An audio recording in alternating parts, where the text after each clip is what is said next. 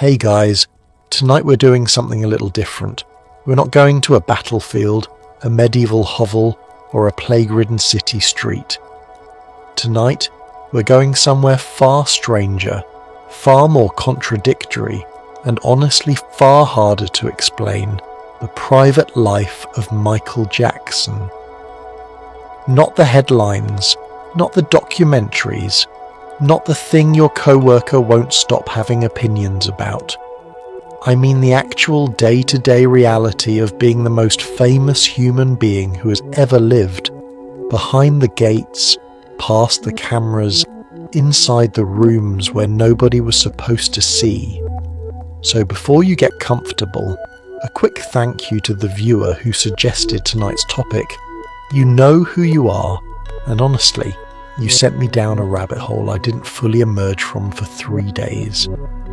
If you enjoy what I do here, take a second to like the video and subscribe, but only if you actually want to. Leave a comment telling me where in the world you're listening from. It's always 2 a.m. somewhere, and I love knowing I'm keeping you company.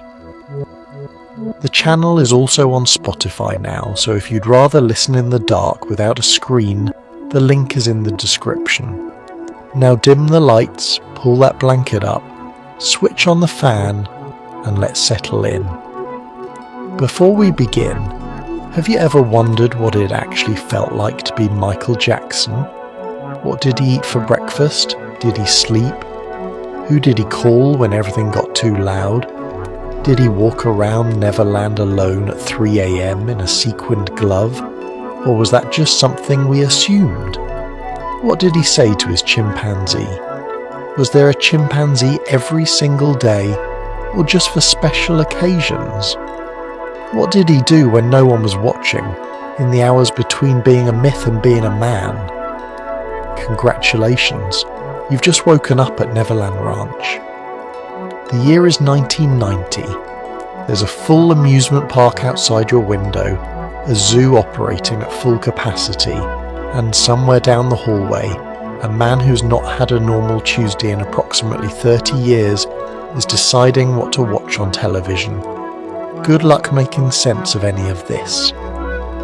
Let's go back to the beginning, which is somehow the strangest place to start.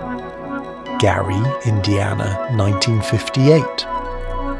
A 2-bedroom house on Jackson Street, which is, genuinely, the street he grew up on, as if the universe had already decided to be heavy-handed about it. Michael Joe Jackson is born the 7th of 9 children to Joseph Walter Jackson, a steel mill worker with a guitar and iron-fisted ambitions, and Catherine Screws, a Jehovah's Witness with a voice like a hymn. The house is cramped and loud, the neighbourhood is working class, and Michael, from the moment he can walk, is already performing.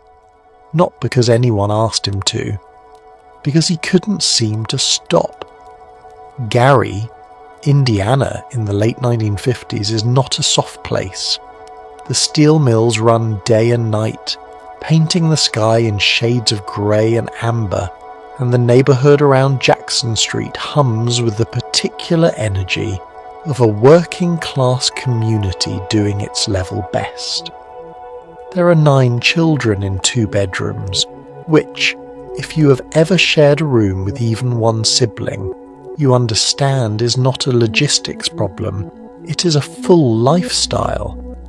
There is no privacy, no silence, and no such thing as your food. What there is, always, is music. Catherine plays piano and sings in the kitchen.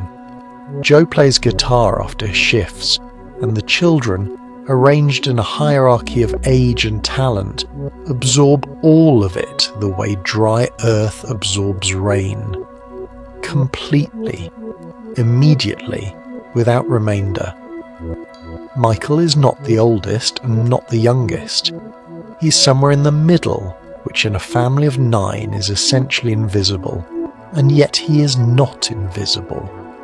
Even at 3 and 4 years old, the adults who visit the house notice him specifically, the way he watches the television when music plays, the way his body responds before his mind seems to have made a decision. His older brothers Jackie, Tito, Jermaine and Marlon are already rehearsing in the living room under Joe's direction. The rehearsals are not gentle.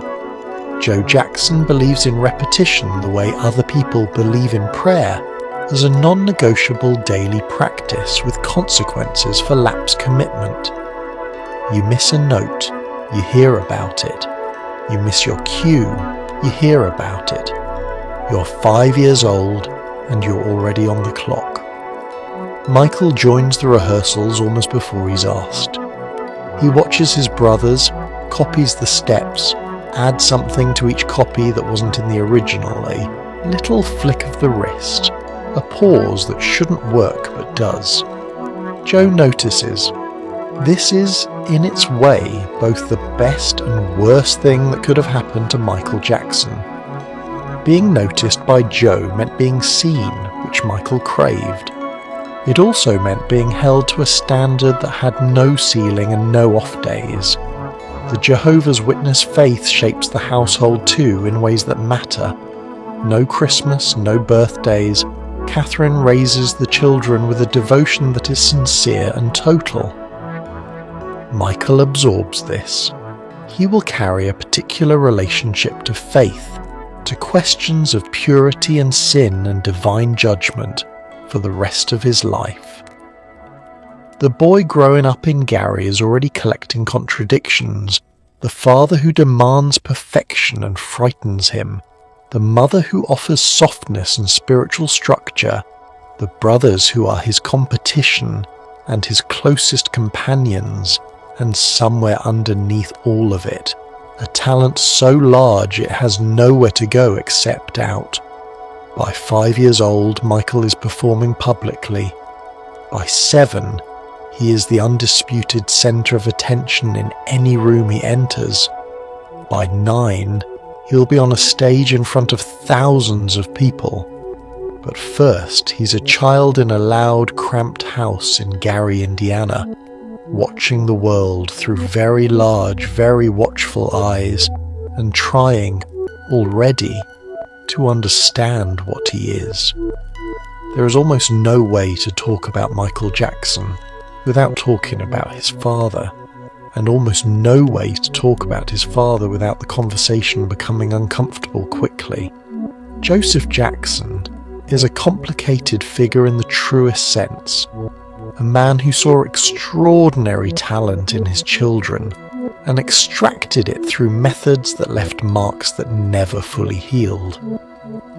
Michael spoke about it rarely at first, then more openly as he got older, always with a kind of careful, grief-soaked restraint, as if he'd rehearsed the words so many times they'd worn smooth. The belt was real, the names were real, the fear was real. And so, unfortunately, was the result. 5 boys who could stop a room cold before any of them were teenagers.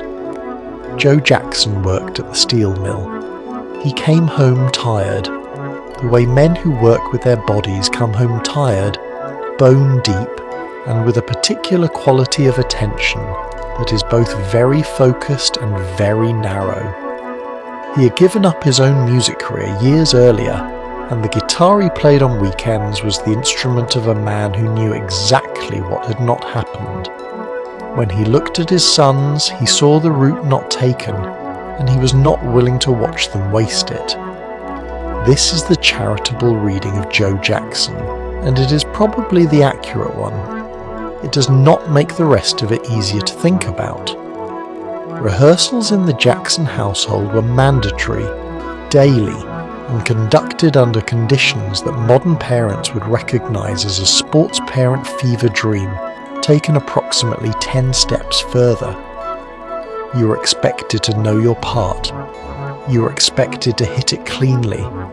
If you did not, Joe would demonstrate the correct version, and then you would do it again. If you still did not, there were consequences. Michael described, in his 1993 interview with Oprah Winfrey, throwing up before performances because the anxiety was physical.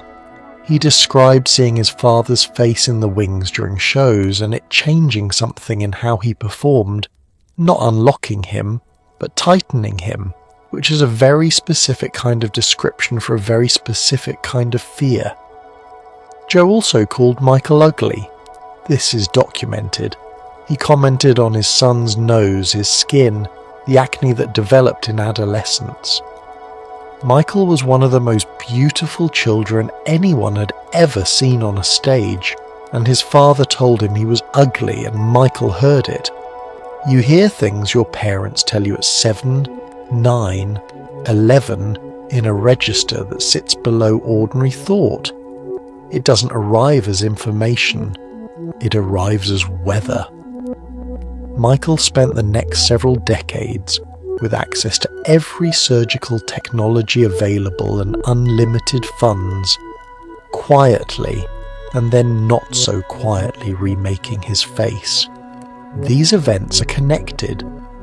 What is also true, and this is the part that makes Joe Jackson genuinely difficult to reduce to a single verdict, is that he was right about the talent.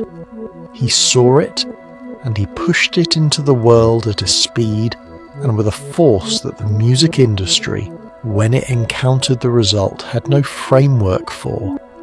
The Jackson 5 were extraordinary. Michael was extraordinary. Joe made that happen. The cost of it, to Michael specifically, was also extraordinary. Michael never fully reconciled these two things. He spent years trying to construct a public position on his father that was honest without being a prosecution, and he largely failed, not because he wasn't articulate, but because the truth was genuinely contradictory, the love and the damage arriving from the same source, inseparable in the way that early wounds tend to be. When Joe Jackson was asked by an interviewer after Michael's death whether he felt any regret, he said he was proud of what he had built. He did not cry. Michael had spent 30 years trying to be understood. His father remained to the end someone who did not particularly feel the need to be. Imagine being 9 years old and having 20,000 people scream your name. Not for something you did exactly, but for something you simply are. This inexplicable, almost alarming gift that lives inside your body and pours out the moment the music starts. That was Michael at 9, 10, 11.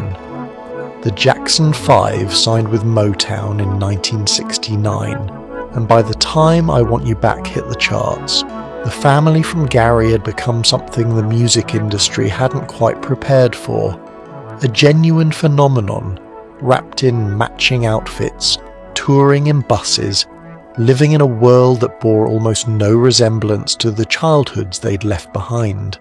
Michael watched it happen from the inside, and even then, even that young, there was something in his eyes during interviews that looked less like joy and more like concentration. A child calculating how to hold on to something that moved very, very fast. The Motown deal came through Berry Gordy, who heard the boys audition and made a decision with the speed of someone who understood that this particular window was not going to stay open. The family relocated to Los Angeles, which is the kind of sentence that sounds clean and efficient, and is actually a complete disintegration of everything familiar. Gary, Indiana. Then Los Angeles. These are not adjacent experiences. The house, the neighborhood, the smell of the steel mill, the church, the school, gone. In their place, the Motown machine, which had its own rules, its own image consultants, its own ideas about what the Jackson 5 should be and how they should present themselves to the American public. You're 9 years old and you have a media trainer. The Motown formula was precise, songs were selected, stage movements were choreographed, interviews were managed. The boys were presented as wholesome, fun and unthreatening. 5 brothers from a good family, clean-cut and smiling, entirely safe for consumption by the widest possible American audience in 1969, which required some careful navigation. It worked. I Want You Back went to number 1, ABC went to number 1, The Love You Save went to number 1, I'll Be There went to number 1, 4 consecutive number 1 singles from a group whose lead singer had not yet hit double digits. The machinery of popular music encountering Michael Jackson simply complied. What you don't see in the footage from this era, in the television appearances and the magazine covers and the concert films, is what happens after the cameras turn off. Michael and his brothers are children on the road in an adult industry. They see things, they hear things. Years later, Michael would describe the tours of this period in terms that were careful but pointed, not the concerts, which he loved with something close to physical need, but the margins around them, the adults, the hotels, the things that happen in the wings of an industry built on appetite. He also, during these years, simply does not have a childhood. This is not a metaphor. He does not go to school in any conventional sense. He does not have neighbours, local friends, the ordinary texture of a life lived in one place with familiar faces. What he has is performance, and more performance, and the road, and his brothers, and Joe in the wings, and the screaming, always the screaming, which is the sound of 20,000 people offering you something that feels like love and is actually a kind of consumption, and which a 9-year-old does not yet have the equipment to distinguish between the two. He will spend the rest of his life chasing that sound and trying to understand why it never quite filled the specific space it seemed designed to fill. By the late 1970s, Michael Jackson had spent his entire life as part of something else. The Jackson 5, the Jacksons, a family act, a Motown product, a boy in a matching suit, and then, in 1979, Quincy Jones and a recording studio in Los Angeles produced something that essentially hit the eject button on all of that. Off the wall was Michael at 21, finally given room to be an adult artist, and what emerged was, as many critics noted at the time, with some degree of disbelief, genuinely extraordinary. The album went platinum multiple times over, produced 4 top 10 singles, and established a version of Michael that the world had not previously been permitted to see. Sophisticated, sensual, joyful, in a way that felt real rather than performed. He was proud of it. He was also reportedly devastated when it didn't win the Grammy for Album of the Year. He filed that away and decided quietly to make something that couldn't be ignored. The Quincy Jones partnership is one of the more consequential creative collaborations in the history of 20th century music, and it began, as many extraordinary things do, somewhat accidentally. They had met on the set of The Wiz in 1977.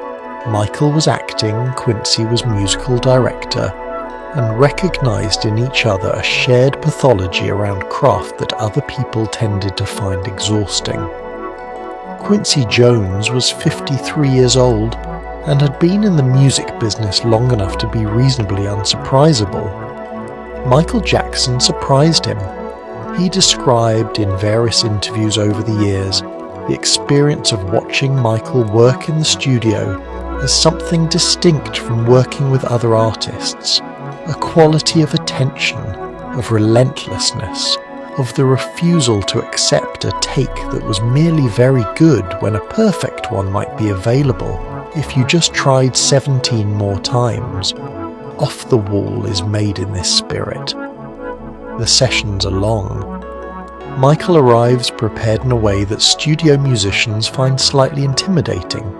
He knows every part, has internalized every arrangement, and can demonstrate what he wants from the drums by beatboxing it with his mouth. He sings scratch vocals so clean they sometimes end up in the final mix.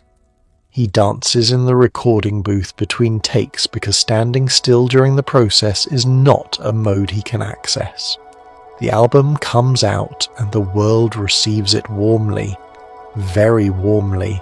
Platinum, tours, radio saturation. And yet the Grammy for Album of the Year goes somewhere else. And Michael sits with this fact in the particular way that extremely competitive people sit with failures, not loudly, not with visible distress, but with a very quiet, very total focus that looks from the outside like acceptance, and is in fact the opposite. He is 21 years old, he's already one of the most successful musicians alive, and he is, in his private accounting, behind where he needs to be. He begins making notes. He calls Quincy. They start discussing what comes next. The conversation that produces Thriller begins, in some sense, in the moment Michael Jackson learns he did not win the Grammy, which is either a wonderful story about the productive use of disappointment or a cautionary tale about a relationship with external validation that was already, at 21, operating at a clinical intensity. Probably it is both. Most true things about Michael Jackson turn out to be both. There are a handful of moments in the history of recorded music where something happens and the entire industry has to sit down and reassess what it thought was possible. 1982 was one of those moments. Thriller didn't just sell, it didn't just chart. It became, in a fairly short span of time, the best-selling album in history, a record it has more or less held ever since, depending on who's counting and how generously you define the category. 7 singles, 7 top 10 hits from a single album. A 14-minute short film for the title track that MTV aired as a special event, and that people gathered around television sets to watch the way previous generations had gathered to watch the moon landing. Michael watched the world react from behind the gates of a rented Encino estate, eating cereal, wearing a single glove, and thinking about what to do next. The making of Thriller is a story about refusing to stop when a reasonable person would stop. The album takes shape over many months in Los Angeles, and the sessions have a quality that engineers and session musicians who are present describe with a consistency that is either a tribute to their collective memory or evidence that the experience was genuinely singular. Michael does not sleep the way other people sleep. He works at night, arrives at decisions that seem to come from somewhere below conscious deliberation, and then executes them with a technical precision that is entirely conscious. Billie Jean is written essentially whole. Michael claims the bass line came to him fully formed, walking somewhere in the middle of a perfectly ordinary afternoon. He recorded his guide vocal in one take. Producers wanted to alter the mix. Michael refused. The bass line you hear on the final record is the bass line exactly as Michael Jackson heard it in his head before a single instrument was played. He is equally specific about everything else. The length of the pause before a lyric, the texture of a backing vocal, the exact degree of echo on a drum hit. Quincy Jones, who has worked with Miles Davis and Frank Sinatra and has essentially seen everything, describes Michael during Thriller as the most perfectionist collaborator he has ever encountered. This is said with admiration, and also with the mildly haunted quality of someone describing a natural force they were glad to be adjacent to rather than in the path of. Then there is the video. The Thriller short film directed by John Landis featuring zombie choreography that required weeks of rehearsal with a runtime that at 14 minutes had no precedent in the format, cost $500,000, an obscene amount for a promotional vehicle in 1983, and MTV, which had famously been reluctant to air black artists at all, not only airs it but treats it as a broadcast event. The making of documentary becomes its own product. Vinyl copies of the album sell in patterns that cause record stores to run out of stock on the day of release and then run out again. By 1984, Thriller has sold 30 million copies. By the time it finally stops being counted, the number will be north of 66 million. Michael Jackson is 24 years old. He has made the best-selling album in the history of recorded music. He is standing at the absolute apex of what is achievable in his industry. He is also, by several accounts, already worried it might not be enough. And this, not the success, but the specific quality of anxiety underneath the success, is the thing that will define everything that comes next. Every element of Michael Jackson's visual identity was to some degree deliberate, even the parts that appeared spontaneous. The sequined glove appeared on one hand, not two, which was the kind of specific asymmetry that makes a stylist weep and a cultural historian write 3 dissertations: the fedora, the military jackets, the ankle-bearing pants that showed white socks, which nobody else in the history of fashion had managed to make significant, and yet. And then the moonwalk, performed on national television in May of 1983 during a Motown anniversary special, a movie so clean and so inexplicable to the physics-abiding human eye that the switchboard at NBC lit up immediately. Michael had been working on it in private. He'd learned the general technique from street dancers and spent months refining it until it looked less like a dance move and more like a demonstration that gravity had agreed to make an exception for one specific person. The single glove appears first in public around 1983, and its origin story is, like most origin stories for genuinely strange choices, partly practical and partly something else. Michael had developed a skin condition on one hand. He wore the glove to cover it. Then the glove became the image. Then the image became a symbol. Then the symbol became so thoroughly associated with him that a single bedazzled glove in a museum case makes people stop walking and look the way religious objects do. The lesson, if there is one, is that context and confidence transform almost any object into meaning. Or it is that Michael Jackson's particular genius for presentation was so thorough that he could make a dermatological accommodation into one of the most recognizable fashion statements in the history of human clothing. Either way, the military jackets come from a sensibility that was always more eclectic than people understood. Michael was an omnivorous consumer of visual culture. He studied film, painting, the history of performance, the costumes of Barnum and Bailey, the dress uniforms of actual military traditions. He found the silhouette of a military jacket, the epaulettes, the strong shoulders, the rows of brass buttons, both beautiful and useful as a theatrical device, something that communicated authority and grandeur without requiring a crown or a throne. He had about 50 of them made, each variation on the same essential concept, and wore them in a rotation that was tracked by no one and noticed by everyone. The ankle-length trouser is more mysterious. It defies easy explanation. It simply revealed the white sock, which contrasted with the dark shoes, which drew the eye downward to exactly the level at which the footwork happened. Whether this was calculated or instinctive is a question that depends on how much you believe in the possibility of unconscious genius, and Michael Jackson's case makes a compelling argument for believing in it quite a lot.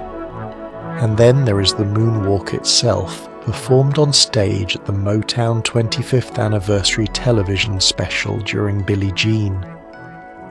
Michael slides backward across the stage while appearing to walk forward, and the audience, which contains some of the most experienced music industry professionals alive, makes a sound that is not quite screaming and not quite gasping, and is perhaps the sound of several hundred people's concept of physical possibility being revised in real time. Backstage afterward, Fred Astaire, who was there, because of course Fred Astaire was there, reportedly called Michael and told him what he had seen. Michael kept the note.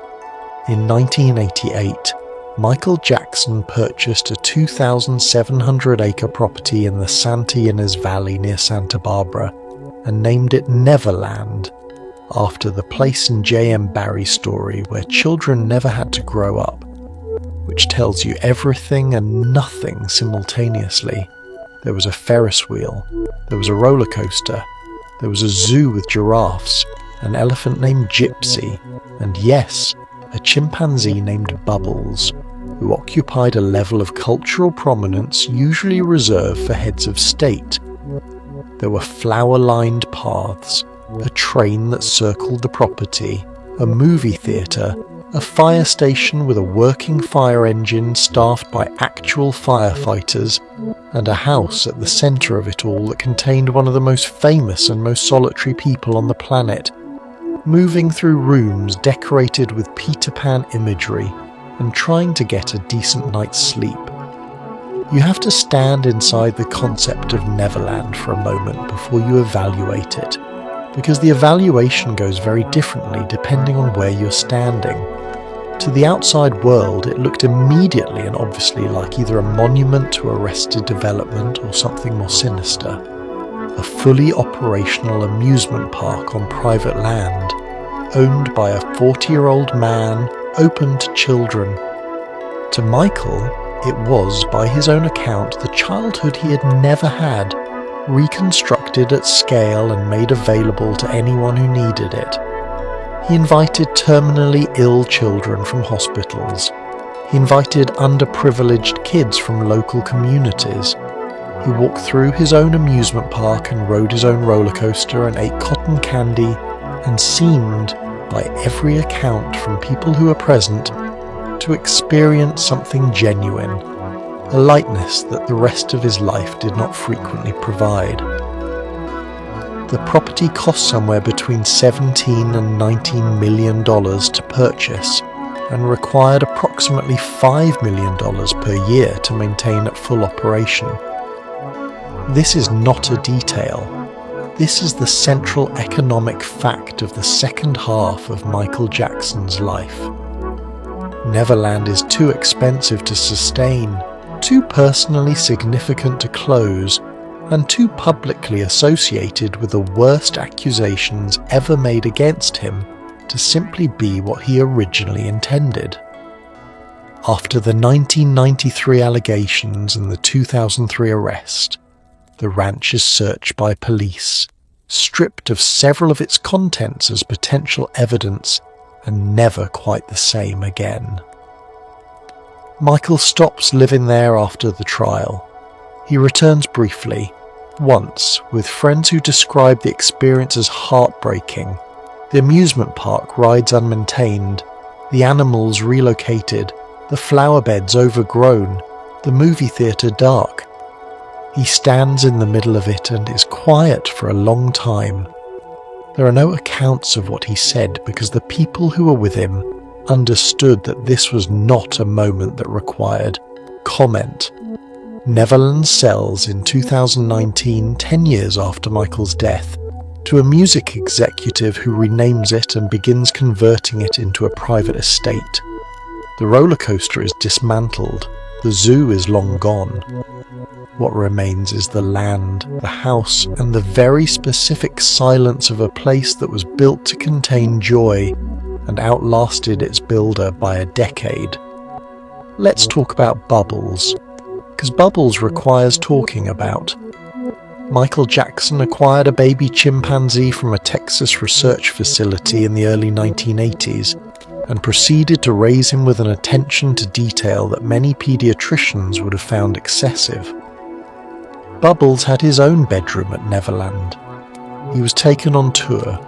He was dressed in matching outfits with Michael for photographs that were then distributed to the global press, seemingly without anyone in Michael's camp considering that this might generate questions.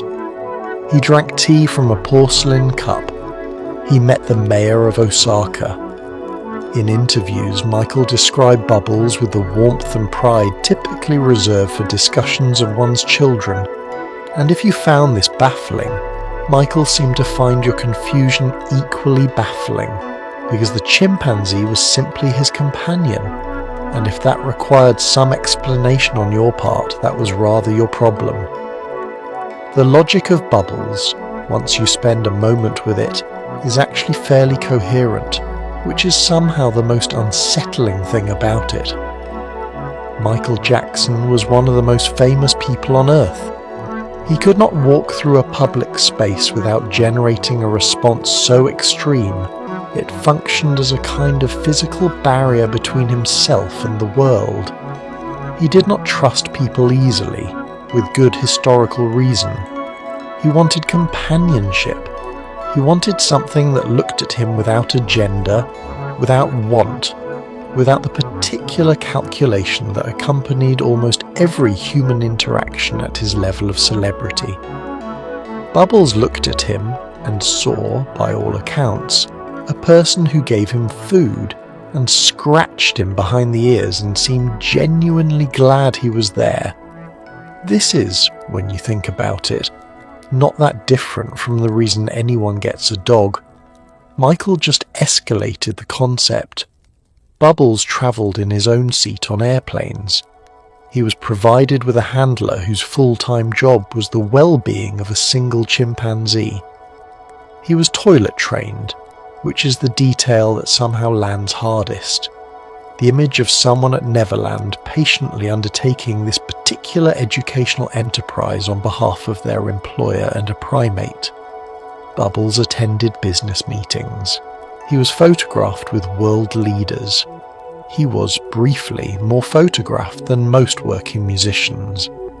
The Japanese press during the bad tour was particularly taken with Bubbles. The mayor of Osaka received him in an official capacity. Bubbles, for his part, appears to have been equable about the whole arrangement.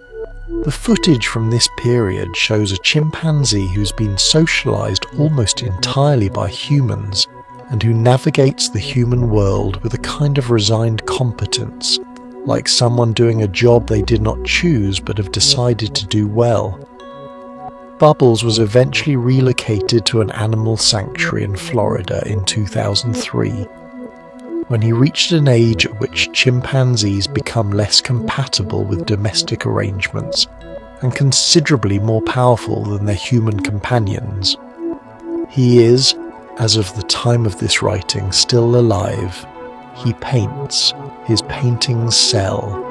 He is, by the accounts of his keepers, happy, which is either a perfect ending to a very strange story or a detail that requires more unpacking than a sleep channel can reasonably provide at this hour. Michael Jackson's changing appearance is one of the most discussed, most debated and most speculated about subjects in the history of celebrity culture, and it remains so largely because the full truth of it sits somewhere in a space that is part medical record, part performance art, and part something that resists clean categorization. What is documented? Multiple rhinoplasties. What is documented and frequently dismissed? Vitiligo, a condition that causes loss of skin pigmentation in patches, which Michael was diagnosed with, and which he discussed in his 1993 interview with Oprah Winfrey with visible emotion. What is also documented? A man who spent decades in the most scrutinized body on earth, who was called ugly by his father as a child, who watched his face become one of the most recognised images in human history, and who seemed to find in cosmetic alterations some attempt at authorship over the one thing that had always been discussed by other people. The nose is the most visible part of the story and also in some ways the least interesting. Michael had his first rhinoplasty in the early 1980s, following a broken nose during a rehearsal.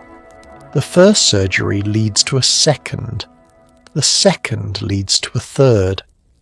By the end, the nose is structurally compromised in ways that required medical management, cartilage damage, scar tissue, the complications of too many procedures on a single small structure.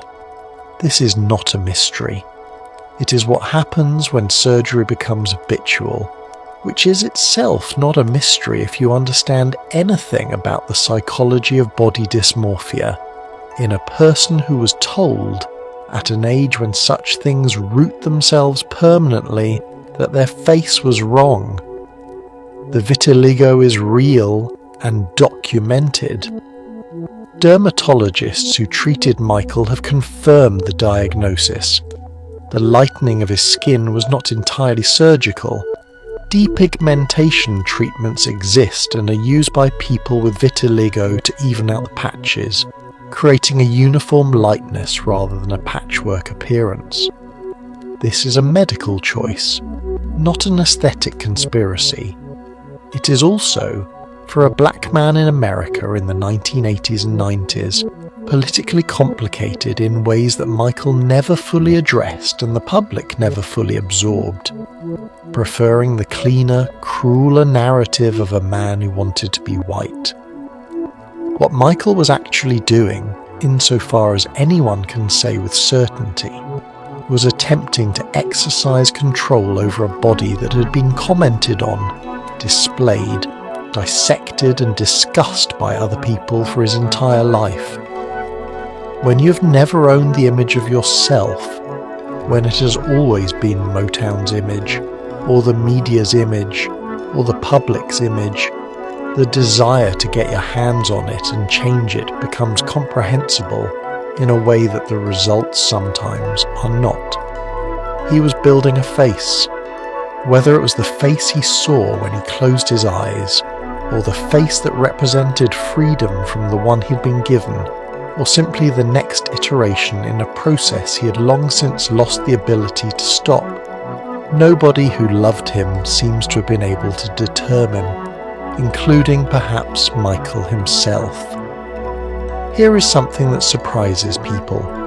Michael Jackson was, by most accounts of those who worked closely with him, enormously disciplined about his craft and somewhat chaotic about everything else. His days at Neverland often began very late. He was a night person by nature and by necessity, someone who did his best creative thinking in the small hours when the world had finally quieted enough to think. He would watch films, often the same films repeatedly, with a particular devotion to classic cinema and Disney animation. He read voraciously, biographies, art books, books on history and architecture. He sketched ideas for music videos in notebooks. He called musicians and collaborators at 2 a.m. with ideas that needed to be recorded immediately.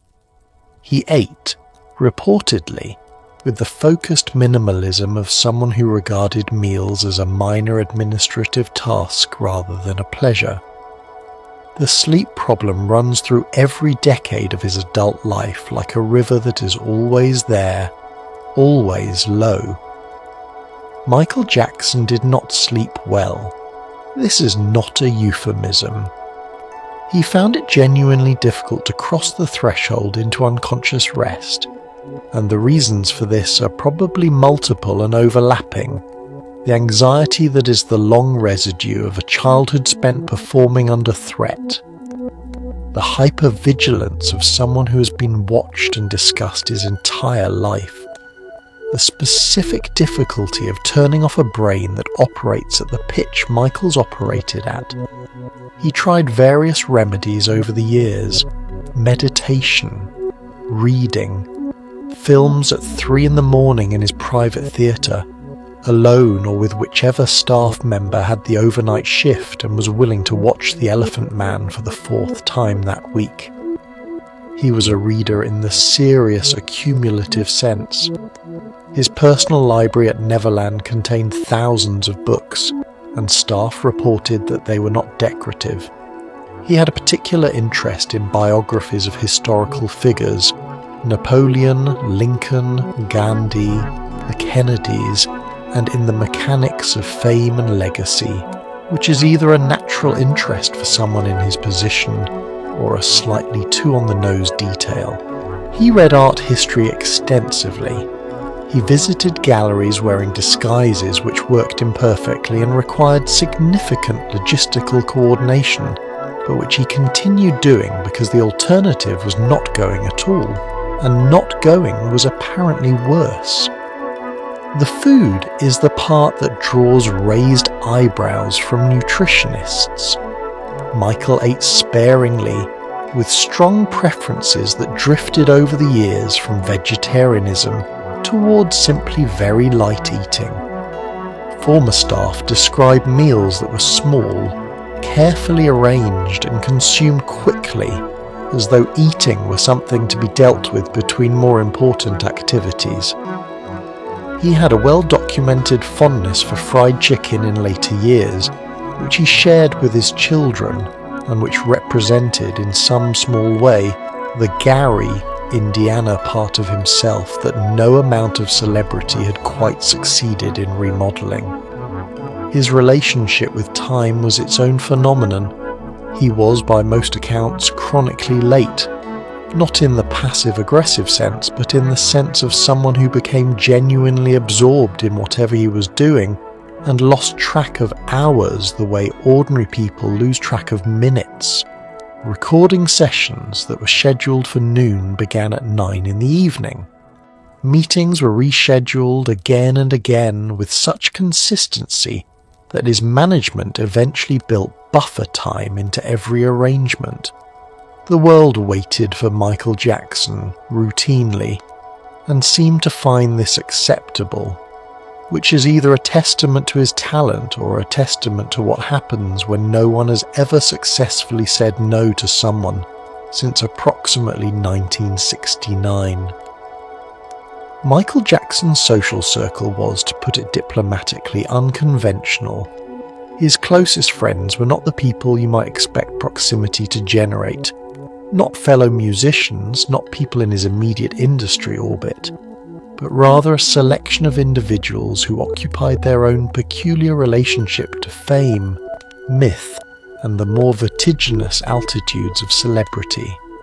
Elizabeth Taylor, who had been a child star herself, who understood the specific disorientation of having never known ordinary life, became one of his closest companions. Marlon Brando, who had similarly retreated from the world into an estate on Mulholland Drive and a private island in French Polynesia, was another. They were, in a sense, a support group for people whose fame had long since ceased to feel like anything a human being could be expected to metabolize normally.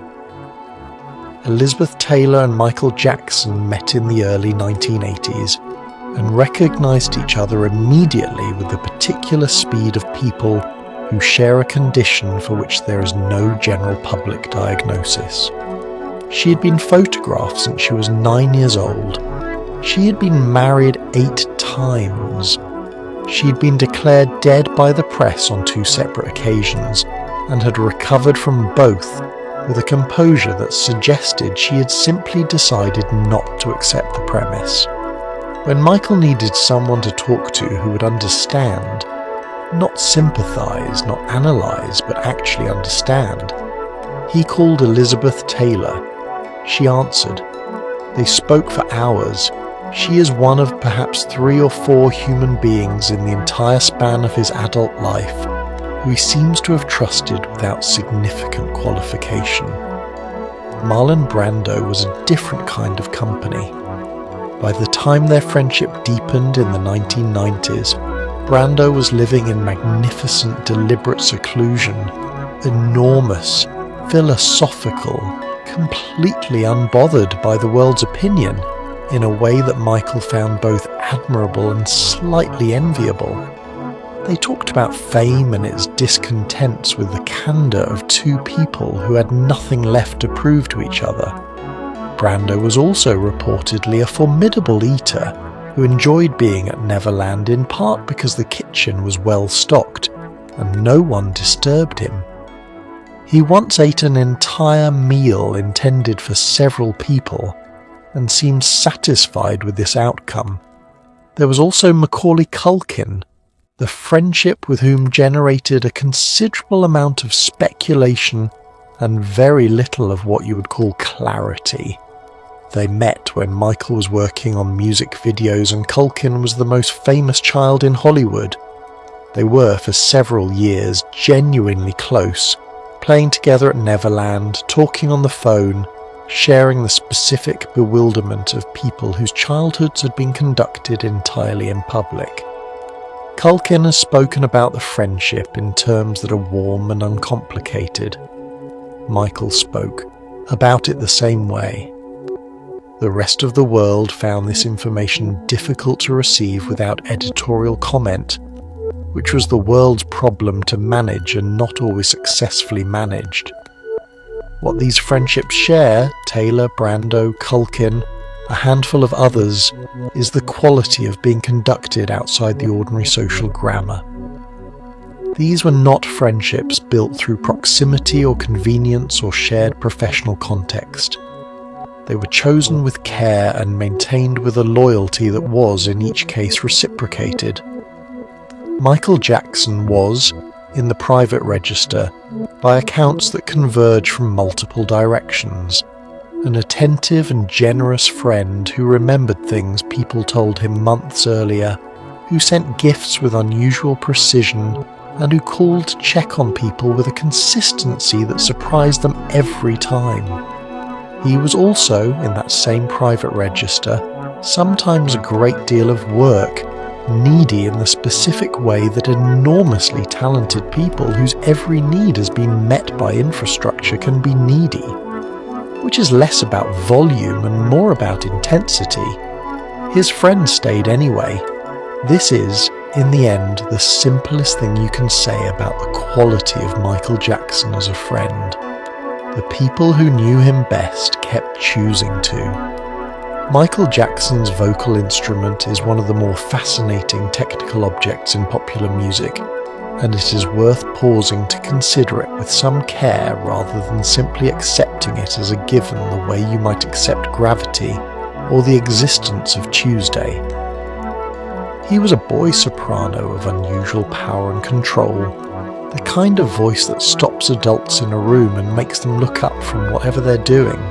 As he matured, rather than experiencing the relatively clean vocal break that most male singers navigate, Michael developed what many vocal coaches describe as an extraordinarily rare ability to move between registers with near seamless fluidity.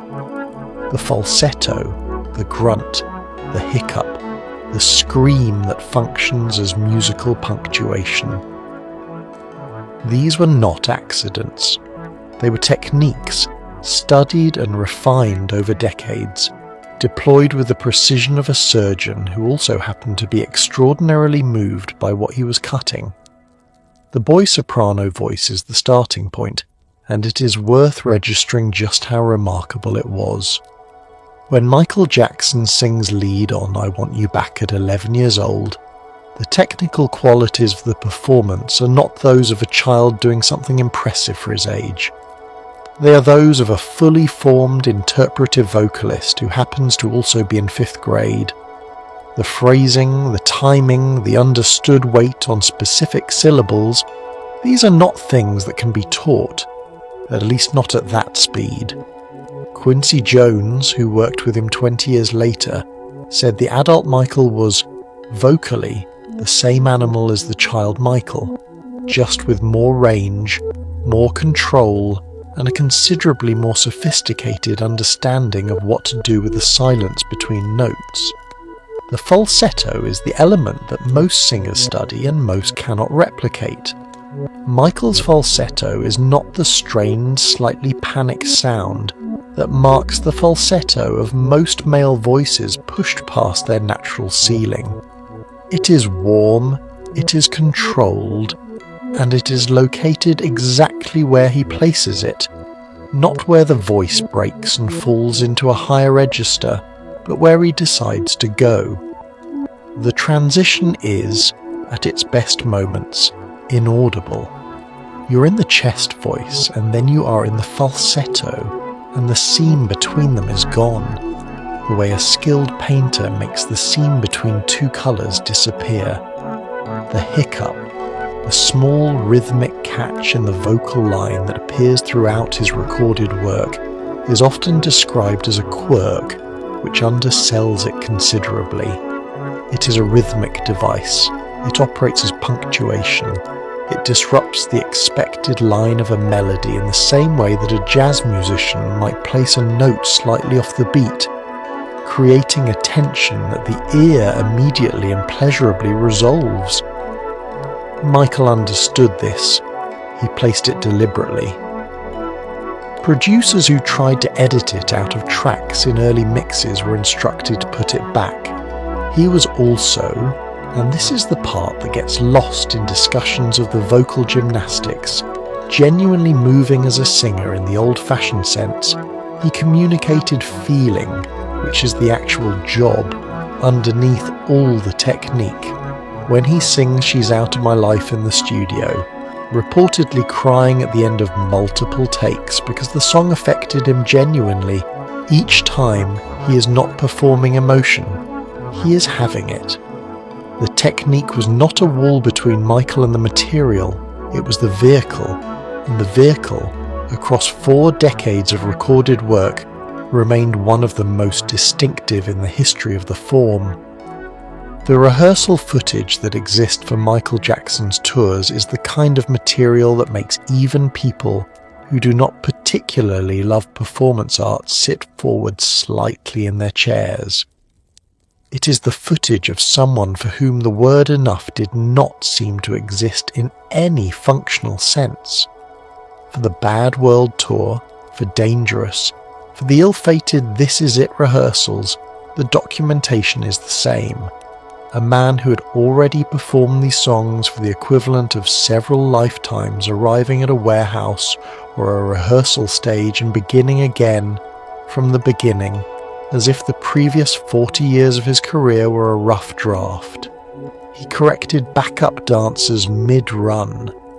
He stopped full band rehearsals to ask about a specific snare sound. He watched playback of his own performances with a detached, critical eye of a director who's never quite found the version he was looking for.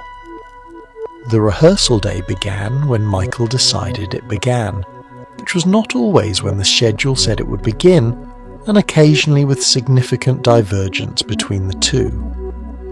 Dancers who were called for 10 in the morning learned quickly that this was aspirational notation. The actual start time had a relationship to the scheduled start time that could best be described as approximate. When Michael did arrive, however, the drift of the previous several hours was instantly replaced by something else entirely. A focus so complete it had a physical quality, like a change in air pressure. He warmed up quietly. He did not perform the warm-up. This is a distinction that matters, because there were people in Michael Jackson's life who performed at all times as a kind of default state, and he was not one of them in rehearsal. In rehearsal, he was technical, specific, and sometimes blunt in a way that his public persona gave no indication of. A dancer executing a move incorrectly was told, clearly and without cushioning, that it was incorrect. He would demonstrate the correct version once, usually, with a precision that made the problem immediately obvious and then expect it to be fixed. The combination of the demonstration and the expectation was, by accounts of dancers who toured with him, both the most instructive and most demanding thing they had ever encountered professionally. The This Is It footage captured during rehearsals for the London concerts in the months before his death is the most complete record of this process that exists, and it is complicated viewing. Michael is 50 years old. He's working with the same intensity, the same specificity, the same refusal to accept adequate when precision is available. He stops a rehearsal run of They Don't Care About Us because the tempo is slightly off, and demonstrates the correct tempo by singing it himself, a cappella, in an empty rehearsal space, at the level of commitment most performers reserve for the actual show. The director of the concert film captures his face during playback watching himself. It is the face of someone doing arithmetic. He was, in those final rehearsals, also careful with his instrument in a way that suggested awareness of its limits, marking vocals rather than singing full out, conserving the voice for performance. His choreographer and longtime collaborator Travis Payne noted that even at the reduced intensity of a marked vocal, the performance quality was what most people's full effort looked like. This was both reassuring and not reassuring at all, depending on which part of the sentence you attended to most. In January of 1984, Michael Jackson was filming a Pepsi commercial at the Shrine Auditorium in Los Angeles when pyrotechnic sparks set his hair on fire. He did not immediately realize what was happening. He kept performing for a few seconds, an image that is both genuinely heroic and genuinely terrible to contemplate before crew members ran onto the set. He was taken to hospital with second-degree burns to his scalp. The incident required treatment for what was described as a 4-inch patch of burned skin, and the surgery that followed introduced Michael Jackson, reportedly for the first time, to painkillers. The settlement with Pepsi was donated to charity. The long-term consequences of that introduction to analgesics are documented in ways that are difficult to read and impossible to reverse. You are on a set. You are 25 years old and the most famous musician alive.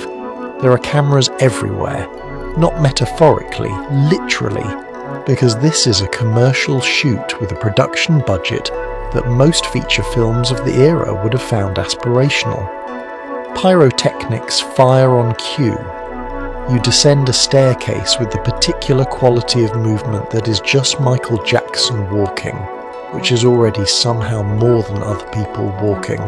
And then there is fire in your hair, and you do not know it yet because the sensation has not quite arrived, and the performance instinct, which has been running your body since you were 5 years old, keeps you in the scene for a few more seconds that everyone watching will later describe as very hard to watch. The burn is serious. The scalp wound requires surgery. The surgery requires anesthesia and post-operative pain management. The pain management requires opioids.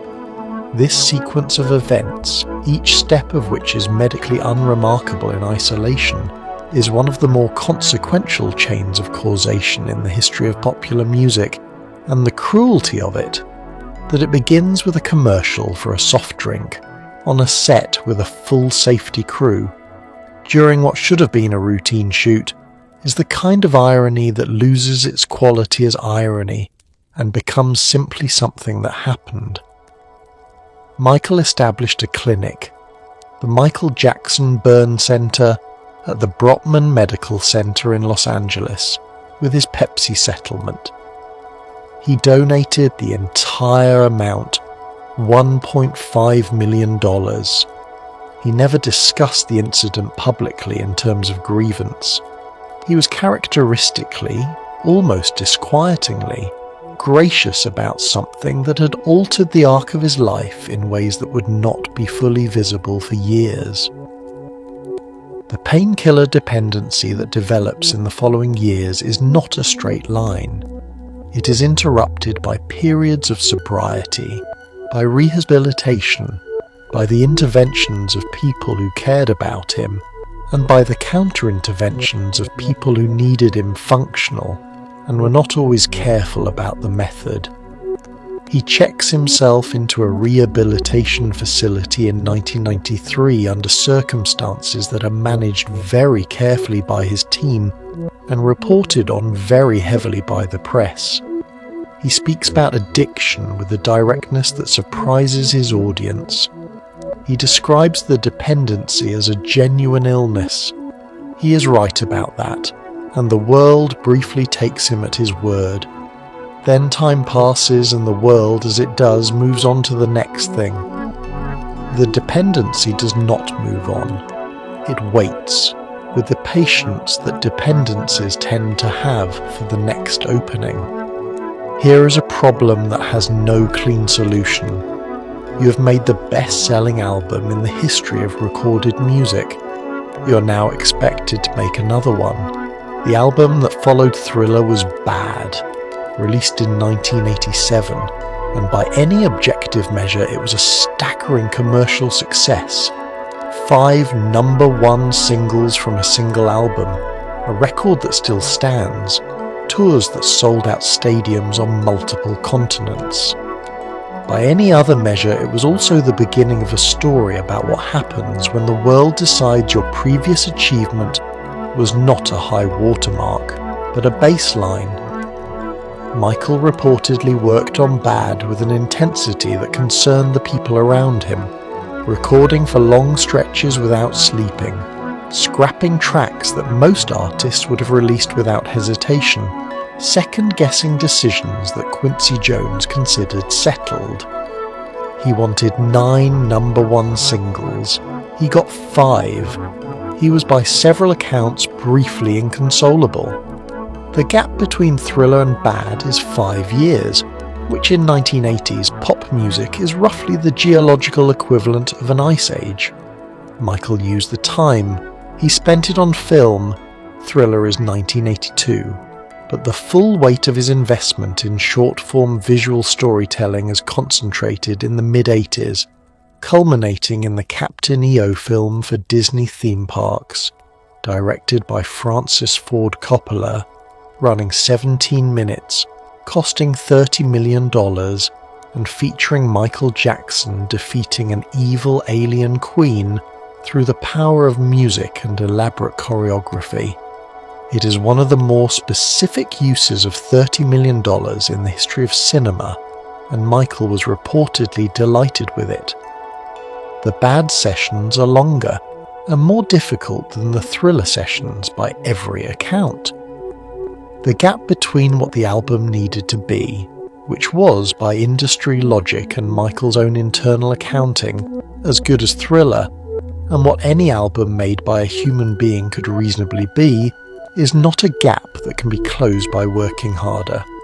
Michael works harder anyway. He and Quincy Jones cycle through dozens of tracks, finishing some, abandoning others, returning to abandoned ones and finishing those too. The track listing of Bad contains material that would have anchored any other artist's career: Man in the Mirror, The Way You Make Me Feel, Dirty Diana, I Just Can't Stop Loving You. These are not consolation prizes. The world receives Bad warmly, enormously warmly by any reasonable standard. The tour is the largest grossing concert tour in history to that point. Michael performs for 4.5 million people across 16 countries. The shows are, by accounts of everyone who sees them, staggering.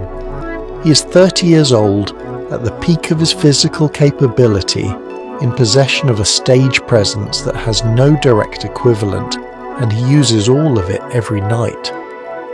And yet he is already calculating what the next album has to be. He is already aware that the world has revised its expectations upward to a point where matching them is, in the strictest sense, impossible. He files this away and keeps working.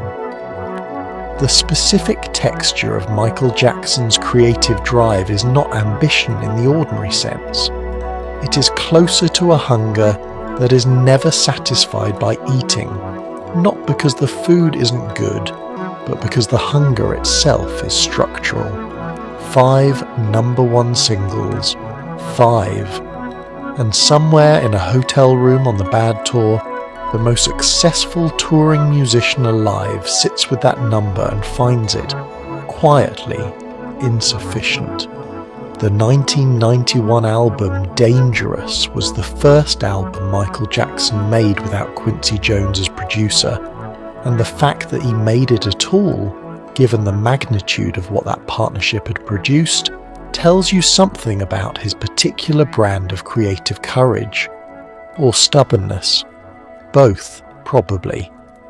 He worked instead primarily with Teddy Riley and Bill Bottrell, pushing toward a sound that incorporated New Jack Swing, hip-hop influences, and a harder percussive edge that reflected a world that had changed considerably since 1982. He also began writing more explicitly political material, Black or White, Heal the World, Will You Be There? Songs that showed a man trying to use his fame as a kind of argument for something, though exactly what that argument was shifted depending on which track you were listening to. The end of the Quincy Jones collaboration is not a dramatic rupture. There is no documented falling out, no public statement of severance. It is more that Michael has spent a decade and a half working inside a creative partnership that, while genuinely extraordinary, is also a partnership, and a partnership means, by definition, that someone else has a vote. By the early 90s, Michael wants sole authorship over the direction of his work in a way that the Quincy relationship structurally could not provide. This is not a criticism of the decision. It is a description of the particular stage of an artist who has mastered the grammar of collaboration and needs now to test what he is without it. Teddy Riley is the right call for the moment. New Jack Swing is the dominant sound of Black American popular music in 1991, and Riley is its architect. The combination of Riley's rhythmic sensibility and Michael's melodic instinct produces the first half of Dangerous, tighter, harder, and more self-consciously contemporary than anything Michael has released since Off the Wall. Jam, the opening track, features Michael rapping, not well, not badly, but with the conviction of someone who has decided this is what the song requires and is not interested in qualifications. The second half of the album tilts the other direction entirely, expansive, orchestral, explicitly moral. Heal the World, which Michael identified as his favourite of all his own songs, is a ballad of such unembarrassed sincerity that it requires a particular disposition to receive without irony. Michael had that disposition completely. He was not performing the sentiment. He believed, in the most literal and uncomplicated sense, that music could change the world, that if you could make someone feel something true for 4 minutes, that feeling would persist and accumulate and eventually add up to something that mattered. This belief is either beautiful or naive, and the distinction may not be as clear as it appears. Dangerous ships 32 million copies. The world tour that follows is the first to feature the full theatrical apparatus that becomes synonymous with Michael Jackson live. The pneumatic stage lifts, the elaborate costume changes, the integration of cinema-scale visual effects into a concert context. It is, by every technical measure, the most ambitious touring production the industry has seen. It is also the last tour before the world changes for Michael, in a way that cannot be undone by ambition or craft, or the sheer accumulated force of what he has already made. On February 10th, 1993, Oprah Winfrey sat down with Michael Jackson at Neverland Ranch for what became one of the most watched television interviews in American history, approximately 90 million viewers, a number that still makes modern broadcasters feel a complicated mixture of emotions. Michael had not given a major television interview in 14 years. He addressed the vitiligo, he addressed the surgeries, he addressed his childhood, carefully, and the visible flinch he suppressed when Oprah asked about his father told you more than the words did. He showed her around Neverland with a kind of nervous pride that was hard to watch without some feeling, because he so clearly wanted someone to look at the thing he had built and understand it, rather than find it alarming. For one evening, more or less, the world seemed to try. The decision to do the interview is itself significant. Michael has spent 14 years refusing access of this kind. Controlled images, authorized photographs, but no unscripted conversation, no questions he hasn't been told are coming. He changes course in 1993 for reasons that are partly strategic and partly, it seems, more personal than that. He wants to speak. He has things he wants said, and he has reached a point where the controlled image has become its own kind of cage. The myth of Michael Jackson, so thoroughly crowding out the actual person that even people who consider themselves his fans seem to be fans of a symbol rather than a human being. He chooses Oprah because she is, at this point, the safest conversational partner available to him in terms of guaranteed audience, and the least likely to ambush him. He's partially right about this. The vitiligo conversation is the moment the interview turns from interesting to genuinely affecting. Michael says, quietly and directly, that he has a skin disorder that destroys skin pigmentation in patches, and that there is nothing he can do about it. It is not a choice, it is a medical condition, and he would never bleach his skin. That would be foolish. He says it with a composure that reads less as calm and more as someone who has rehearsed the sentence many times because he knows from long experience that the world requires a composed delivery in order to hear the content. Oprah receives it carefully. The viewing audience, in the moment, seems to receive it. In the subsequent decades, the world more or less reverts to its previous position. But for those 90 seconds, there is a man saying something true about himself and being heard. The tour of Neverland is the other image that stays. Michael walks Oprah through the ranch with the eagerness of someone showing you something they made themselves. The amusement rides, the animals, the flowers. He is 44 years old. He rides a ride and laughs in the specific, unguarded way of a person who has momentarily forgotten that 90 million people are watching. Oprah, to her credit, does not editorialize. She watches him. She lets the image be what it is. What it is clearly is a man who built himself a world because the existing world had not, at any point in his life, had room for him as he actually was.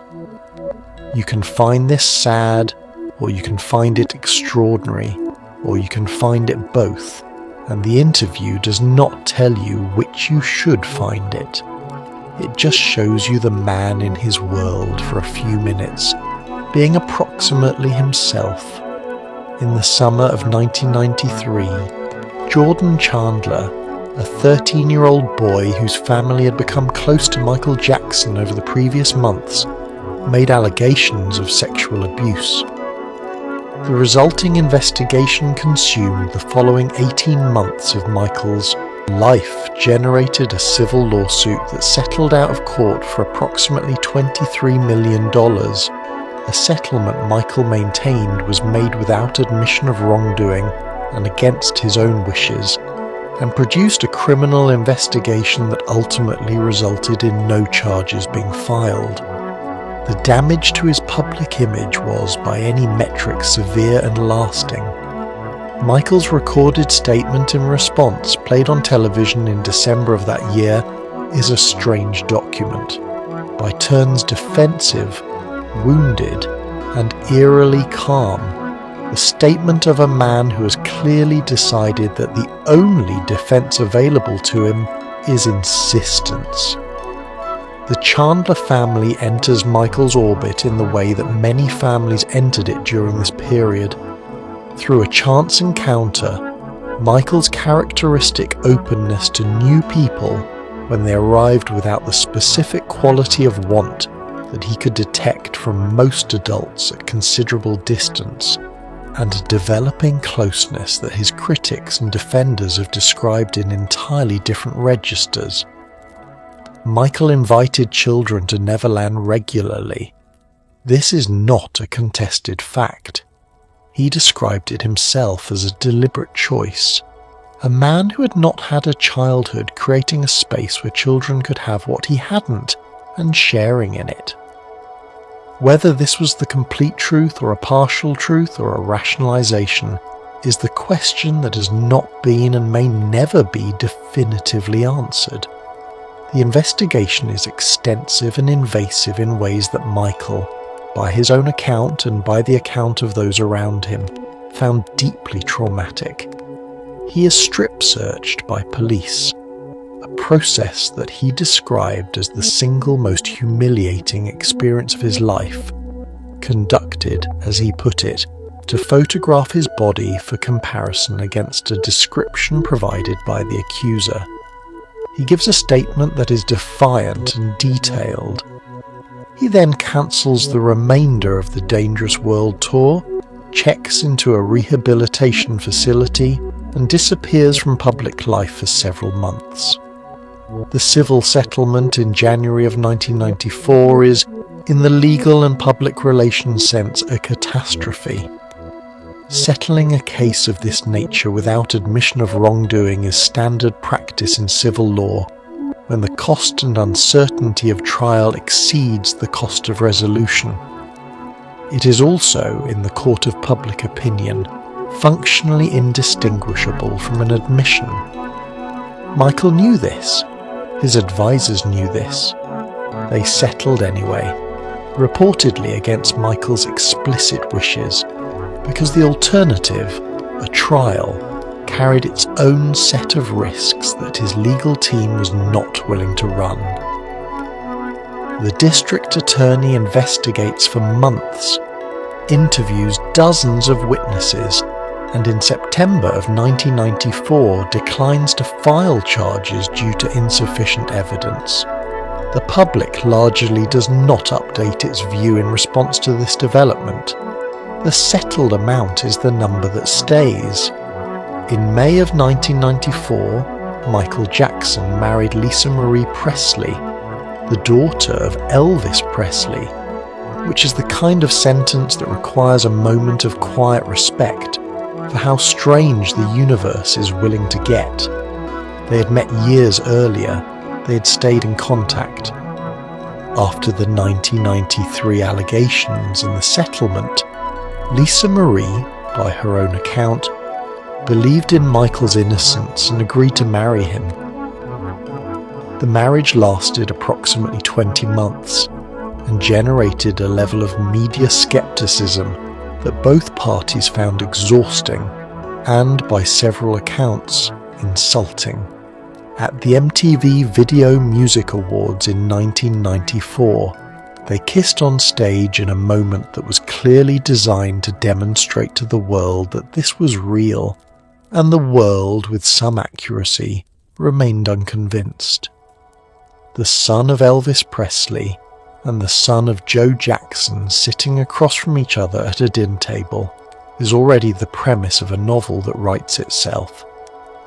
Lisa Marie had grown up inside the machinery of the most famous name in American popular music, had watched it consume her father, had spent decades managing her own identity in the shadow of a mythology that she had not chosen and could not escape. The parallels with Michael's situation were not metaphorical, they were structural. Two people formed by the most extreme version of a particular experience, meeting at the point where that experience had become, in different ways, unbearable. Lisa Maria said, in interviews given after the marriage ended and after Michael's death, that her feelings for him were genuine, that she loved him, that she believed he was innocent, and that she thought she could, in some sense, save him. The saving impulse is recognisable and human, and, as she acknowledges in retrospect, not a sound basis for a marriage. Michael, for his part, appears to have found in her something he rarely had access to. Someone who spoke to him with complete directness, who was not employed by him, and who was capable of disagreeing with him in terms he couldn't simply redirect or defer. He was not always comfortable with this, but he kept calling her back. The MTV kiss is, in fairness, one of the more uncomfortable artifacts of 1990s celebrity culture. Two people performing spontaneity for an audience of millions with the particular quality of discomfort that descends when everyone in the room knows exactly what is happening, and the people doing it know that everyone knows and are going ahead with it anyway. Michael says into the microphone, "And just think, nobody thought this would last." The line is either charming or painful, depending on where you're sitting and what you know about what comes next. They divorce in 1996, 18 months after the marriage. Lisa Marie describes the separation as something she initiated. Michael does not contest this publicly. He calls her for years afterward. She takes the calls. History, past, present and future. Book 1, released in 1995, is one of the stranger artistic responses to personal crisis in the history of popular music. It is a double album, the first disc of which is a greatest hits compilation, and the second disc of which contains 15 new songs ranging from genuine emotional vulnerability to barely veiled defiance to a spoken word piece in which Michael describes himself as a victim with the conviction of a man who has prepared extensively for this exact speech. It also contains Scream, a duet with his sister Janet that begins with the two of them on a spaceship, apparently fleeing Earth and its unreasonable demands. It shipped 9 million copies in its first week. The marketing campaign included a statue of Michael Jackson, 9 stories tall, floated down the River Thames on a barge. Nobody in his organisation seemed to find this proportionate. The history campaign is worth dwelling on because it is, as a piece of communication strategy, genuinely fascinating in its confidence that scale is the appropriate response to scandal. The statue, 9 stories of Michael Jackson in military jacket, hand extended, chin lifted, expression resolute, was produced in 5 copies and floated down major European rivers as a promotional stunt for the album. It was not subtle. It was not designed to be subtle. The implicit argument of the 9-story statue is that a man guilty of what he was accused of would not float a 9-story statue of himself down the Thames, because the proportion of that action to the scale of the accusation is so extreme that it functions as its own kind of proof. This is, as a legal argument, without merit. As a piece of theatre, it is extraordinary. The album itself is divided between the 2 modes Michael inhabits during this period, the private grief and the public indignation, both present, rarely in the same song. You Are Not Alone, which was written by R. Kelly and which Michael delivers with a nakedness that makes the song's origin slightly uncomfortable in retrospect, reaches number 1 on the Billboard chart in its first week, becoming the first song in history to debut at number 1. This is, commercially, a remarkable achievement for an album released in the shadow of a settlement and a media cycle that had spent 2 years doing its level best to reduce him to a single story. Tabloid Junkie and Scream are the defiant tracks, and they are specific in their targets in a way that Michael's music rarely was before this period. He is naming the press. He is naming the process. He is, for the first time in his recording career, making songs that are not addressed to a lover or to an audience but to his accusers, and the anger in them is genuine enough that it slightly destabilizes the listening experience. You're not quite sure whether you're hearing art or a deposition. Both, probably. Most true things about Michael Jackson turned out to be both.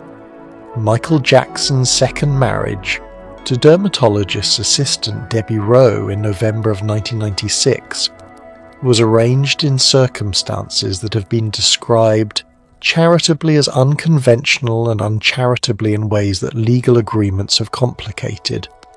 Debbie Rowe carried 2 of Michael's children, Michael Joseph Jackson Jr., known as Prince, born in 1997, and Paris Michael Catherine Jackson, born in 1998, before the marriage ended in divorce and she relinquished custody. A third child, Prince Michael II, later known as Blanket and now as Biggie, was born in 2000 via surrogate. The children grew up at Neverland in conditions that were lavish by any material standard and deeply peculiar by almost every other standard. Their faces covered in public by veils and masks, their education conducted largely at home, their world bounded by the gates of a property that was simultaneously a paradise and a kind of elaborately decorated isolation. Debbie Rowe had worked for Michael's dermatologist Arnold Klein for years and knew Michael through that professional relationship. She was a direct, plain-spoken woman who seemed to occupy a different emotional register entirely from most of the people in Michael's orbit. Not dazzled by him, not managing him, not angling for proximity to his fame, simply present in the way that people who work in medical offices are present, which is to say, practically and without ceremony. When Michael expressed a desire for children and the conventional routes to that outcome appeared complicated by the state of his public life, Debbie Rowe made an offer. She has described it in those terms, an offer made out of genuine affection and a desire to give him something he wanted. The marriage was the legal structure built around the arrangement. Whether this was a love marriage in any recognisable sense is a question both parties have answered differently at different points in time, and the honest answer is probably that it contained elements of both genuine affection and practical architecture in proportions that shifted depending on the year. What is clear is that Michael was, from the moment his children arrived, a father in the most total sense available to him. He was present. He was involved. He arranged their lives with the same attention to detail he brought to everything: the tutors, the schedules, the carefully controlled environment of Neverland, the masks and veils in public that were designed to give them some fraction of the anonymity he had never had. The masks are the detail that the press finds most alarming and that Michael finds most explicable. He has never in his life been able to walk through a public space without his image being captured and distributed. He has never been able to be seen without the seeing becoming an event. He does not want this for his children. He wants them to be able to exist, briefly, in the world outside Neverland, without the specific violence of a camera lens determining what their faces mean to strangers before they have had a chance to determine it themselves. The masks are impractical. visually arresting in a way that draws exactly the attention they are meant to deflect, and completely sincere. This combination is very Michael Jackson. Prince, Paris and Blanket grow up knowing that their father is the most famous person alive in the specific way that children know extraordinary facts about their parents, as ambient background information, not fully processed, simply there. Paris has spoken in interviews given in the years after Michael's death about a childhood that was genuinely happy inside its unusual parameters, the rides at Neverland, the films in the theatre, her father's physical presence and emotional availability. She's also spoken about the abruptness with which that world ended. Both things are true, and she holds them both with a composure that is, in its quiet way, recognisable. In November of 2002, Michael Jackson stood on a hotel balcony in Berlin and held his infant son Blanket over the railing, above a crowd of fans gathered in the street below, for a period of several seconds before pulling the child back. The images went around the world before he was back inside.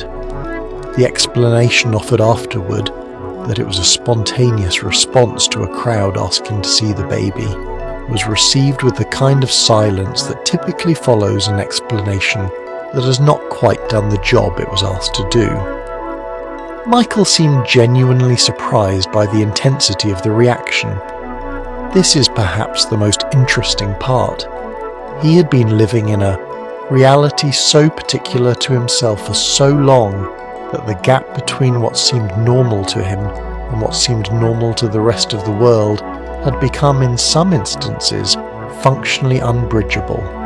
You're staying at the Hotel Adlon in Berlin, which is a hotel of sufficient grandeur that staying at the Hotel Adlon functions as its own kind of statement.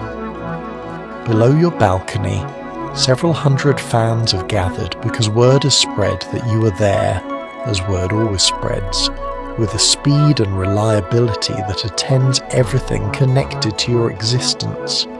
The fans want to see you. You're holding a 9-month-old child.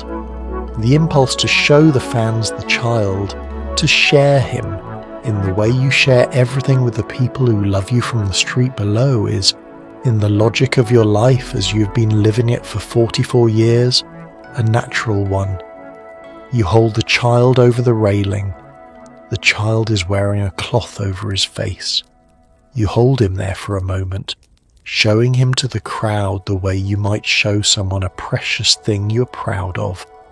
Then you bring him back in. The images, taken from below at an angle that emphasizes the height of the balcony and the smallness of the infant, go around the world in hours. The framing of the images is not neutral. The distance from the ground, estimated at around 50 feet, is included in every caption. Child welfare organisations issue statements. Government officials in several countries make remarks. Piers Morgan, who at this point in history is a tabloid editor rather than a television personality, is particularly vocal, which is either relevant or ironic depending on your view of Piers Morgan's subsequent career trajectory. Michael apologises. He says it was a mistake, a momentary lapse of judgment, that he would never endanger his child. He seems, in the statement, genuinely baffled by the distance between his intention and the world's interpretation, the bafflement of a man for whom the internal logic of an action was so clear that the external reading of it hadn't occurred to him as a possibility until the external reading arrived, loudly and from all directions simultaneously. Blanket, now Biggie, has spoken briefly in adult interviews about his childhood and his father. He describes Michael as loving and present. He does not appear to carry any particular residue of the balcony incident, which is either evidence that it was as benign in experience as Michael maintained, or simply evidence that a 9-month-old has no memory of a November night in Berlin. Both are probably true, and the incident remains, in the long catalogue of Michael Jackson moments that defy single-sentence summary, one of the more genuinely difficult ones to file. In November of 2003, a documentary by British journalist Martin Bashir aired in the United States under the title Living with Michael Jackson. In it, Michael held hands with a 13-year-old boy named Gavin Arvizo and described sharing his bedroom with children as the most loving thing an adult could do, which was either a statement of breathtaking naivety or something else entirely, and the question of which it was became the defining legal event of his later life. He was arrested in November 2003 on charges of child molestation. The trial lasted 5 months. In June 2005, after a deliberation of 7 days, the jury acquitted Michael Jackson on all 14 counts. He left the courtroom in a manner that suggested a man who'd been somewhere very far away for a very long time and was not entirely certain he had come back. The Bashir documentary is one of the stranger documents in the history of celebrity journalism, and it is strange in multiple directions simultaneously. Bashir spent 8 months with Michael at Neverland, travelling in recording sessions, and the access he was granted was extraordinary by any standard. The kind of access that is only extended by someone who believes, with genuine confidence, that being known is the same as being understood. Michael believed this. He had been misunderstood for so long in so many directions that the prospect of a documentary that would simply show him as he was struck him as self-evidently clarifying. He's seen in the film at his most unguarded, shopping for antiques, discussing his children, explaining his views on childhood and innocence with the particular quality of someone who has thought about these things alone for a very long time and is now, perhaps unwisely, thinking about them out loud on camera. The hand-holding moment with Gavin Arvizo and the statement about bedroom sharing that accompanies it are the moments the documentary builds toward, whether deliberately or not. Michael delivers the statement with complete sincerity and zero apparent awareness that it requires any qualification. He is not performing innocence. He genuinely does not understand why the statement would not be received as the straightforward declaration of warmth he intends it to be. This is either the most comprehensive failure of self-awareness in the history of public statements, or evidence of something else, and the trial that follows is the legal system's attempt to determine which. The trial runs from January to June of 2005 in Santa Maria, California. The prosecution presents testimony from Gavin Arvizo and his family. The defense presents evidence that substantially complicates the credibility of the accusers, including documentation suggesting that the Arvizo family had a history of making accusations against third parties for financial gain. The jury, after deliberating for 7 days, returns not guilty verdicts on all 14 counts, including the conspiracy charge. This is a comprehensive acquittal, not a split verdict, not a hung jury, but 14 not guilty findings from 12 jurors who had heard all of the evidence. Michael leaves the courthouse in white. He goes to Neverland. He does not stay long. The ranch that was supposed to be his sanctuary has been searched by police, photographed, and discussed in detail in open court. He sleeps there a handful of times, then leaves, and does not return as a resident. He is 46 years old. He has been the subject of 2 criminal investigations, 1 civil settlement, and a media cycle of approximately 12 years unbroken duration. He boards a plane and goes somewhere else, and the specific quality of exhaustion on his face in the photographs taken as he departs is the kind of exhaustion that a full night's sleep was not going to address. After the acquittal, Michael Jackson left the United States and did not return for several years.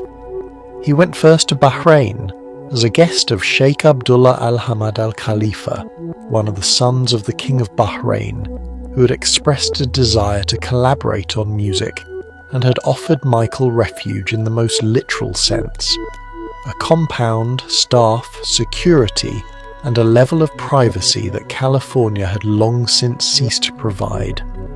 He stayed for months. He moved to Ireland briefly.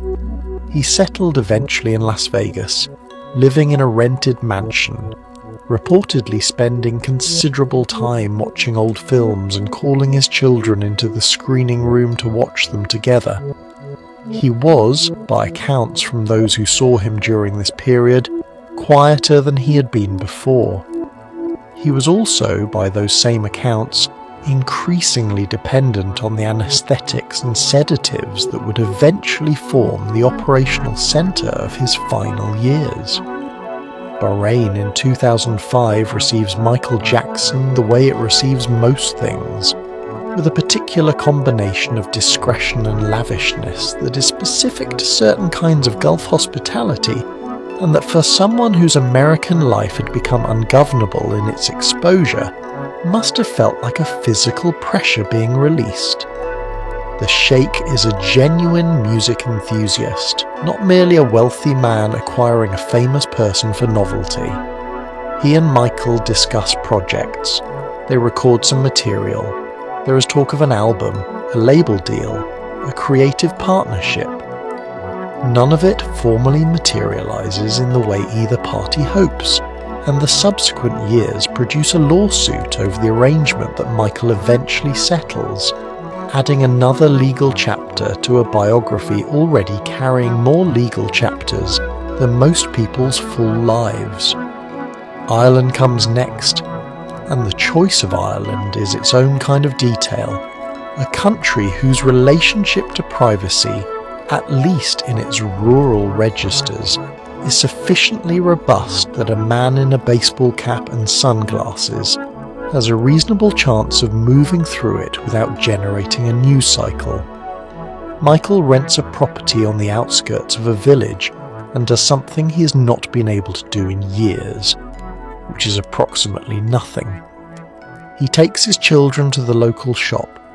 He's recognised, but the specific quality of Irish recognition, which tends toward a nod and a decision to let a person alone, serves him better than California recognition, which tends toward a phone call to a celebrity news outlet. Las Vegas is the final stop before his return to the United States in any operational sense, and it suits him in the way that Vegas suits people who want to be anonymous in plain sight. The city is organised around spectacle, which means that any individual piece of spectacle, even Michael Jackson renting a mansion, being driven through the strip, dissolves into the general noise without leaving a particular mark. He takes his children to theme parks and magic shows. He is seen at a few restaurants. He looks, in photographs from this period, thin in a way that is medically significant, and that people around him are beginning to find alarming. The quiet of the post-trial years is not the quiet of a man at rest. It is the quiet of a man conserving something that is running low. Michael Jackson was, at various points in his life, one of the wealthiest entertainers on earth. He was also, by the final decade of his life, in a financial situation that required a remarkable amount of creative management to avoid characterizing accurately. Neverland alone cost approximately $5 million per year to maintain, and for years after it ceased to function as a home, that maintenance continued. There were loans taken against the ATV music catalogue, the publishing rights he had famously purchased in 1985 for $47 million, a catalogue that included most of the Beatles' back catalogue, and that was, and remains, genuinely staggering in its value. There were lawsuits, settlements, business ventures, managers who may or may not have served his interests competently, and the general financial physics of a life lived at a scale that had essentially no precedent. Spending at the level Michael Jackson spent requires some unpacking, because the numbers involved reach a point of abstraction that the ordinary mind processes as simply a lot without registering the specific texture of it. There are accounts from this period of shopping trips in which Michael acquired antiques, furniture, paintings, and decorative objects at a pace that caused the shops to run out of wrapping paper.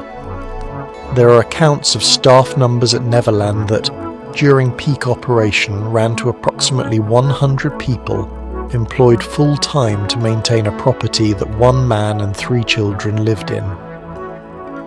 There are accounts of the flower budget alone, which was, by multiple reports, substantial enough to represent a meaningful annual income for a person in a different tax bracket. This is not a moral judgment. It is a description of the arithmetic. When income is vast and expenditure is vaster, the gap between them does not close through cultural significance or critical legacy or the sheer accumulated force of talent. It closes through money, of which there eventually is not enough, or through loans, of which there eventually are too many. Michael took loans against the ATV catalogue, which was itself a kind of financial surrealism, borrowing against an asset worth hundreds of millions of dollars in order to fund a lifestyle that was consuming tens of millions per year. The whole arrangement balanced on the assumption that the income would eventually return to the level it had been during the touring years. The income did not return.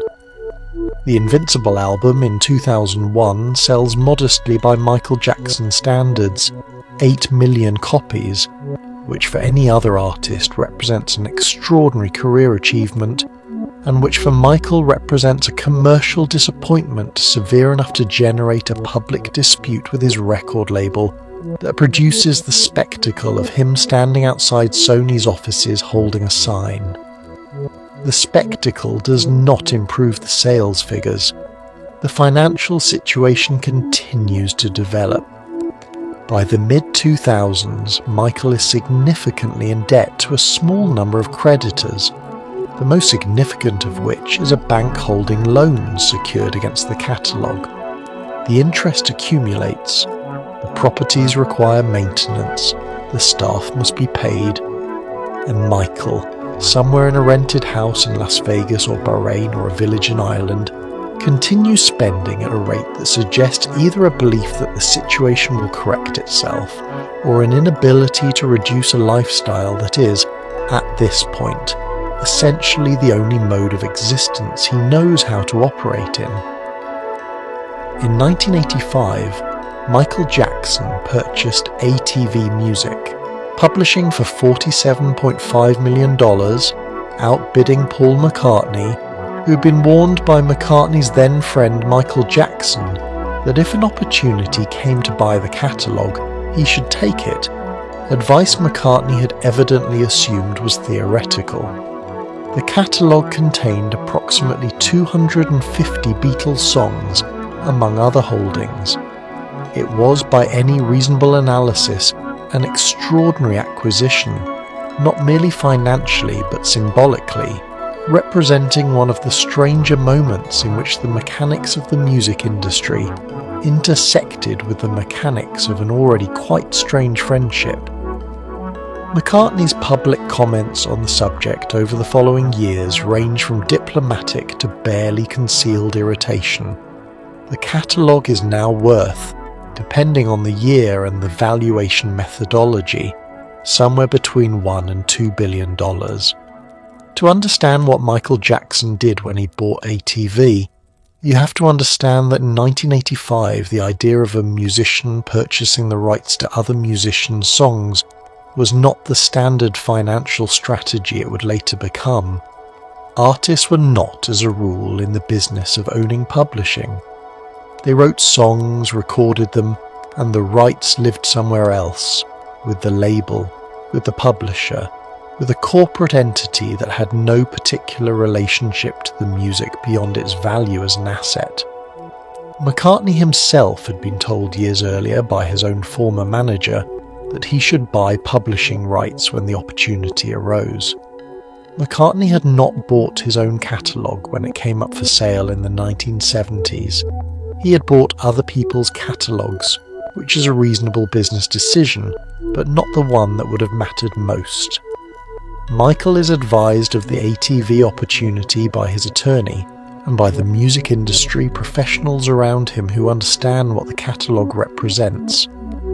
He investigates it with the same focused thoroughness he applies to recording sessions, studying the holdings, the income streams, the terms of existing licensing agreements, the trajectory of the Beatles' commercial relevance in a world that is, in 1985, still processing the fact that John Lennon has been dead for 5 years, and the catalogue continues to generate income at a rate that most living artists would find aspirational.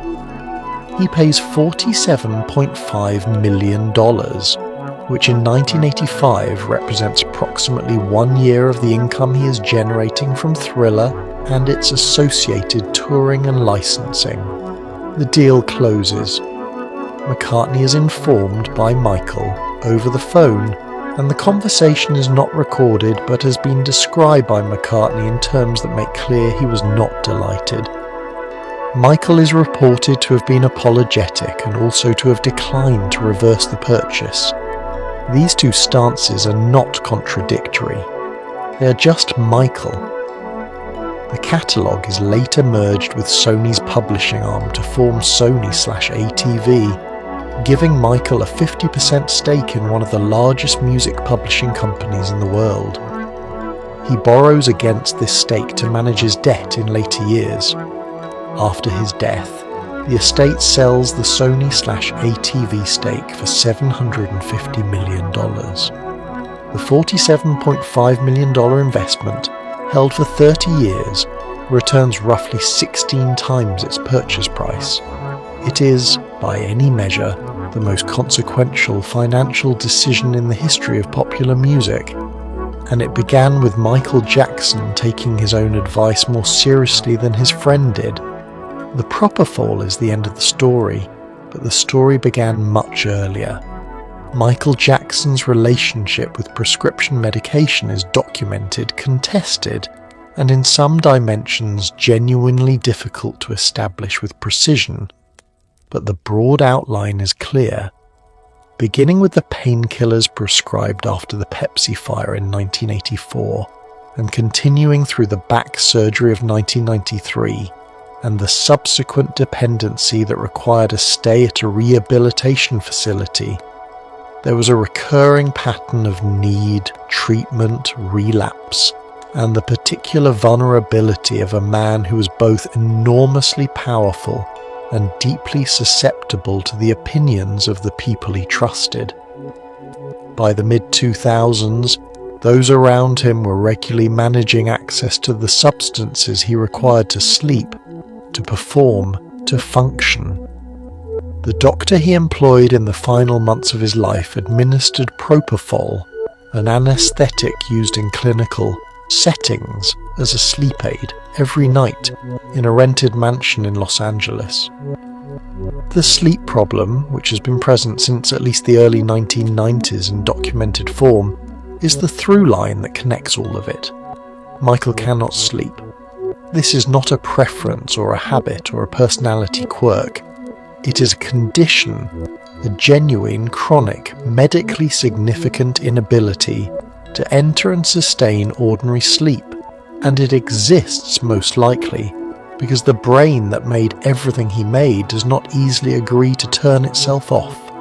The same hypervigilance that processes a snare sound and finds it 1 degree imprecise, the same sensitivity that can walk into a room and read its emotional temperature in seconds, the same quality of attention that made him extraordinary.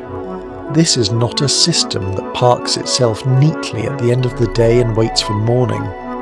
The people who treat him over the years are dealing with a patient who is simultaneously easy to manage and impossible to refuse. He is cooperative, articulate about his symptoms, genuinely grateful for relief when it comes.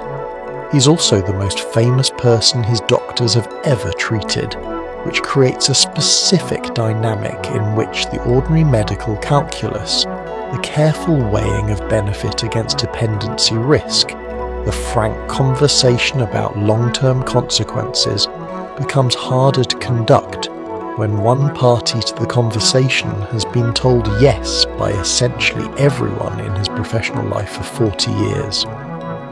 Dr. Conrad Murray is hired in 2009 to serve as Michael's personal physician during the This Is It tour preparation.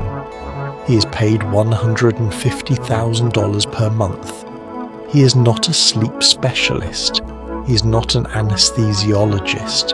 He is a cardiologist who has agreed to administer, nightly, a drug that requires clinical monitoring equipment and trained staff and a crash cart on standby in a residential setting to help one man sleep.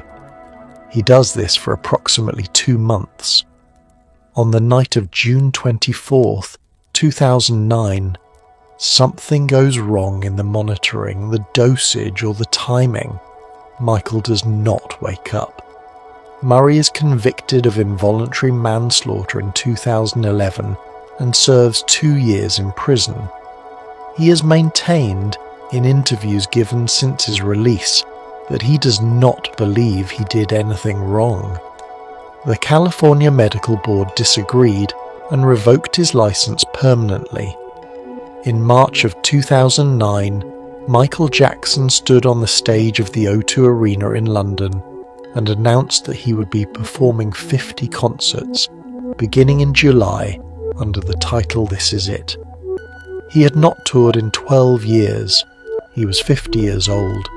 He was, depending on who you asked and when you asked them, in either reasonable health or alarming health, a disagreement that the existence of subsequent rehearsal footage does not entirely resolve, because the rehearsal footage is remarkable and terrible in equal measure, a document of a man who still had everything, and was also visibly running on something that was not sustainable.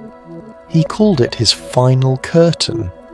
The phrase was, in a way that none of them intended, accurate. The announcement press conference at the O2 is one of the more charged pieces of footage from Michael Jackson's final year, and it is charged in a direction that is difficult to name precisely. He walks out onto the stage in front of a crowd of fans and journalists, and he is thin, noticeably, significantly thin, in the way that registers not as a fashion choice but as a medical observation. He is wearing a military jacket. He punches the air. He says the words, "This is it," with a theatrical emphasis that is either genuine excitement or a very well-executed version of genuine excitement.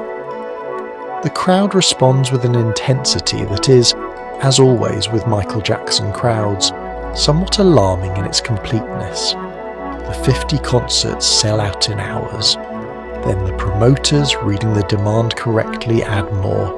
The final count reaches 50 concerts at the O2, scheduled across several months, representing the largest single-venue concert commitment in the history of the venue, and one of the most commercially significant tour announcements in the history of the industry.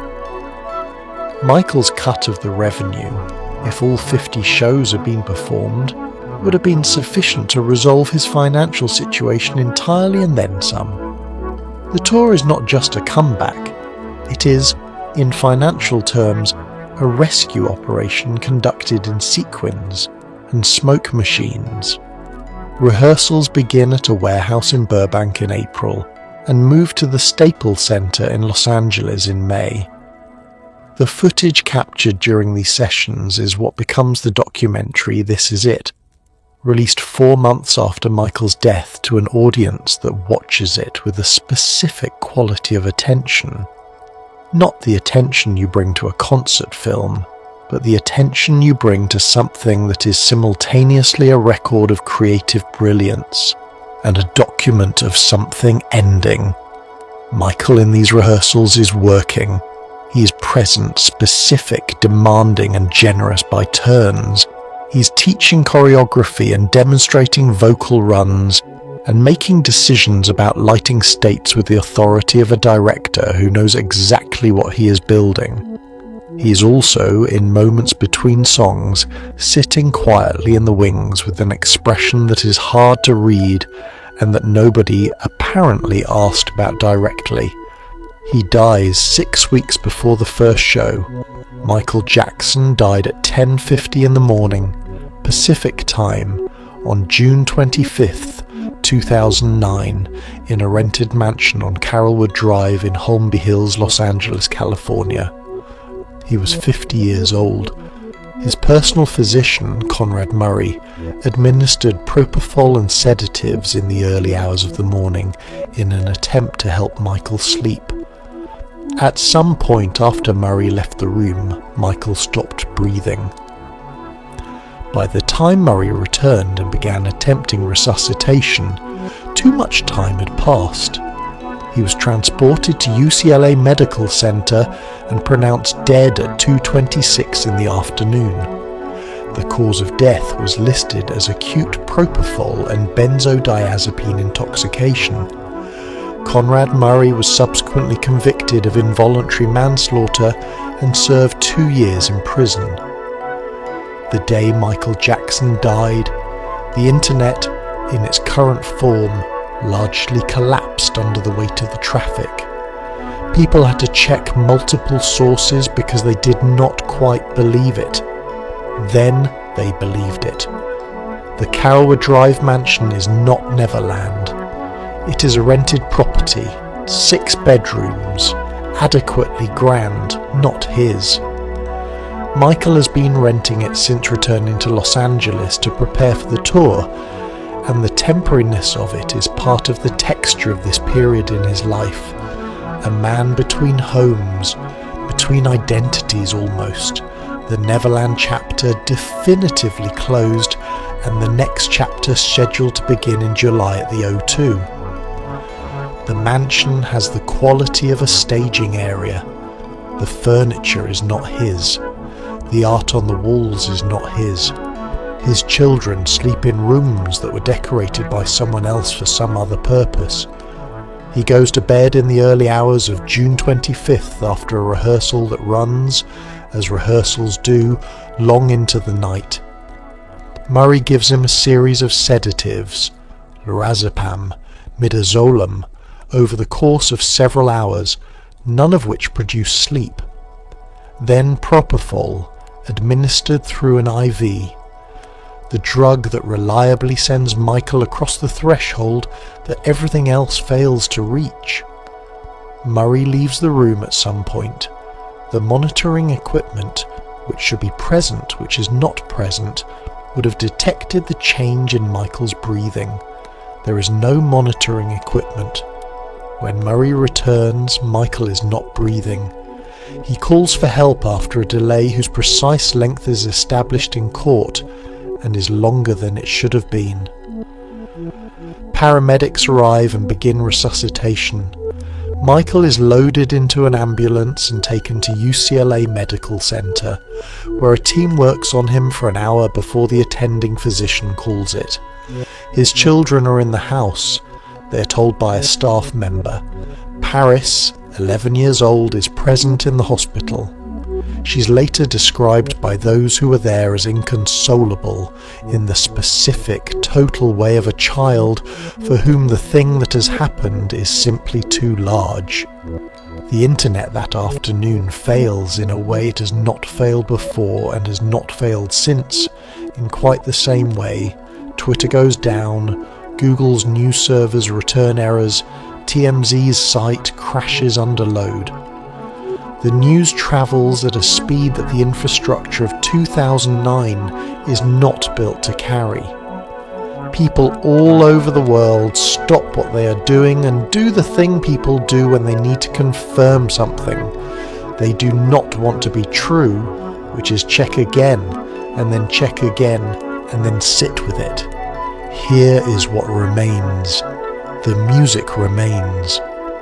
Not abstractly, not archivally, but actively, heard daily in grocery stores and car radios and the earbud of someone on a train, somewhere who has just for the first time actually listened to the bass line on Billie Jean and stopped what they were doing to attend to it.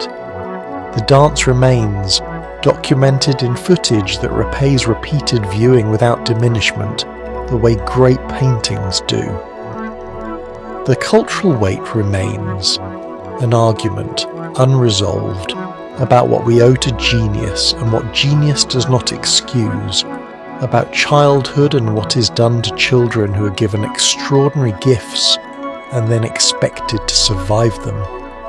And somewhere at the centre of it all, harder to locate and harder to dismiss than any of the above, is the person, the specific, strange, gifted, damaged, searching person who wanted more than almost anything else to be understood, and who died in a rented house in a city that had made him and then eaten him alive, still trying to get some sleep.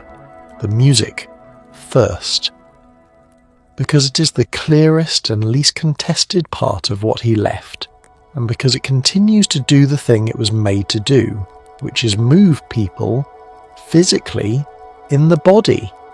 The way music moves people when it is working at the level it is supposed to work. Thriller is 40 years old and it does not sound dated. Off the Wall sounds, if anything, more sophisticated with distance. Billie Jean has been analysed by more music theorists, covered by more artists, and sampled more times than perhaps any single pop song of its era, and it still arrives, when you hear it unexpectedly, with the specific force of something that knows exactly what it is doing.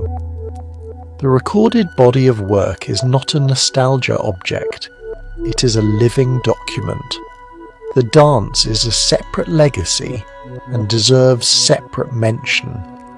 The footage of Michael Jackson performing, the Motown 25th anniversary, the Bad Tour, the Dangerous Tour, the Super Bowl halftime show in 1993, the rehearsal tapes, represents a standard of physical performance that the subsequent decades of popular music have not produced an equivalent to.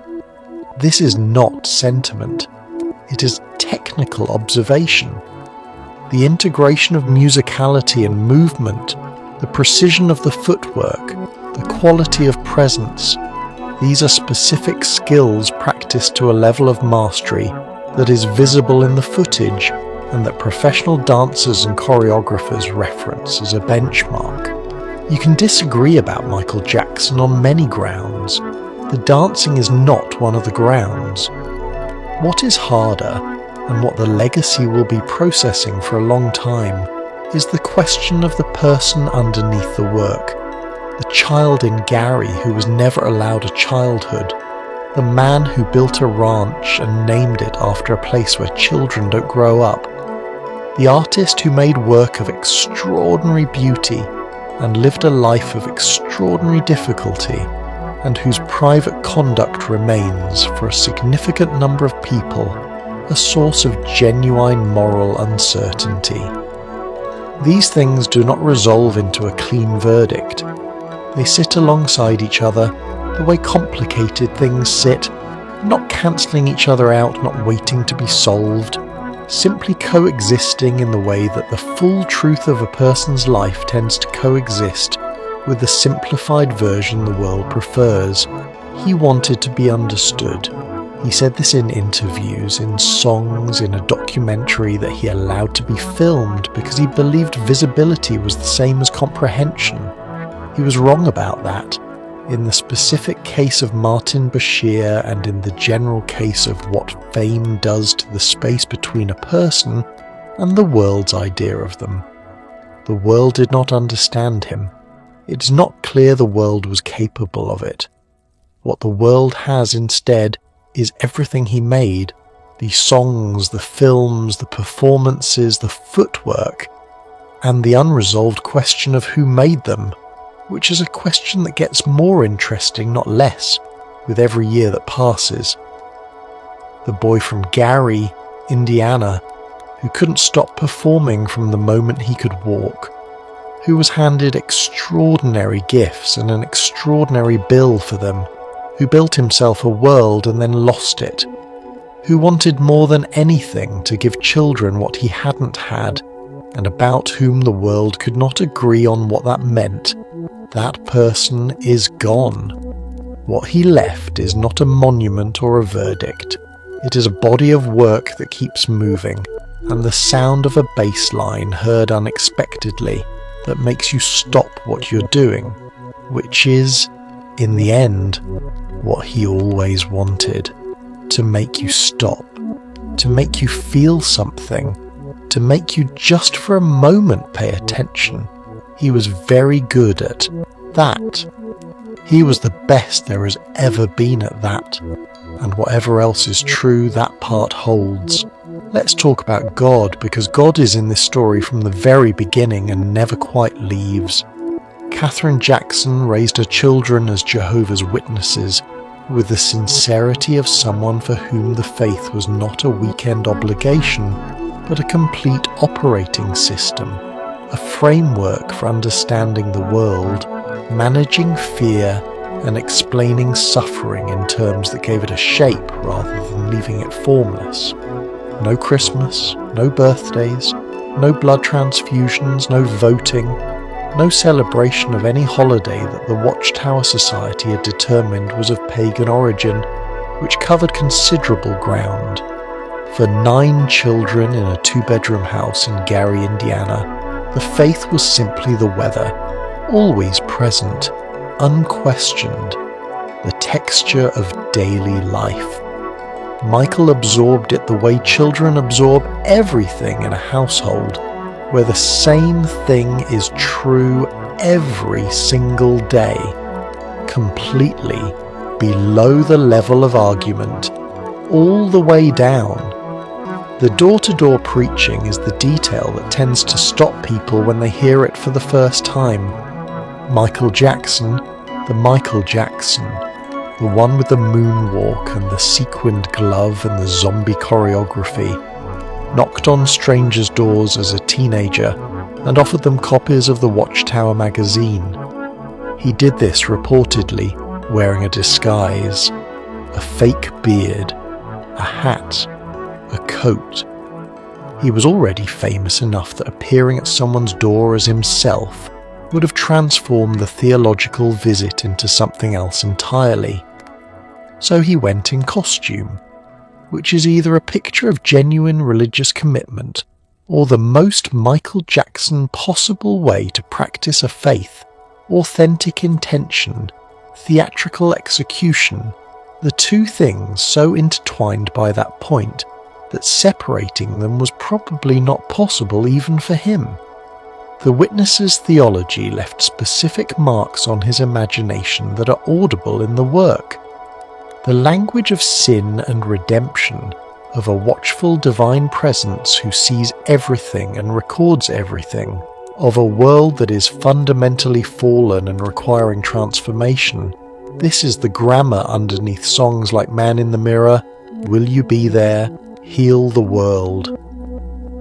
These are not secular songs wearing religious clothing.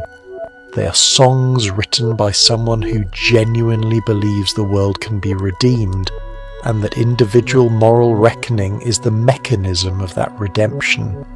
The belief is sincere. You can hear the difference between sincere religious feeling and performance of religious feeling, and Michael's is the former, completely.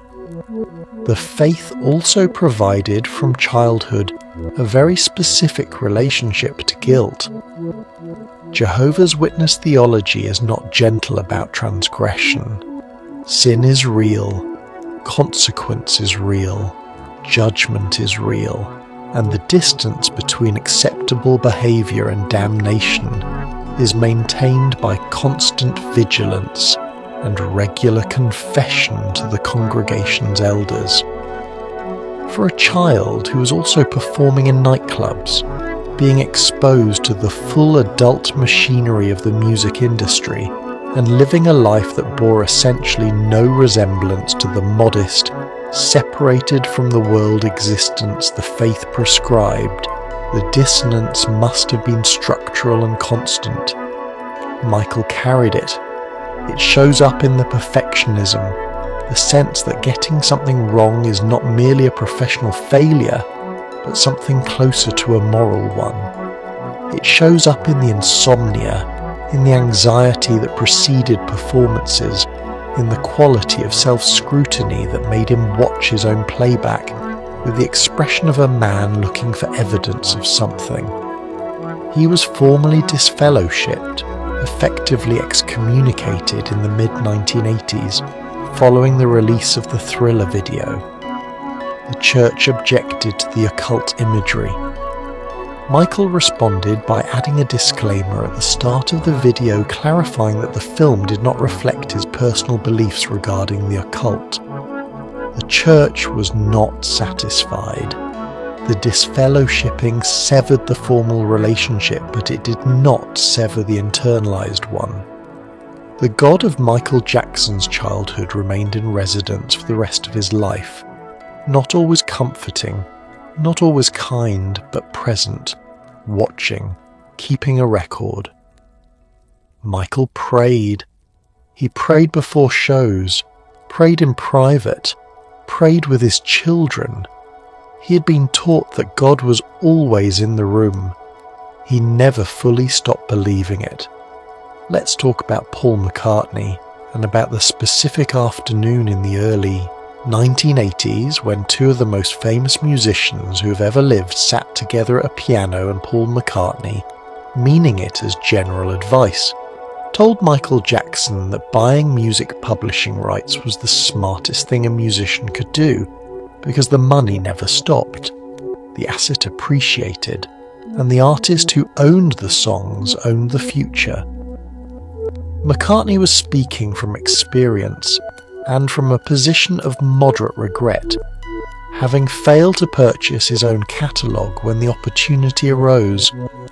Michael listened with the focused, unhurried quality he brought to conversations that interested him, asked several precise questions, and filed the information away in the place where he kept things that mattered.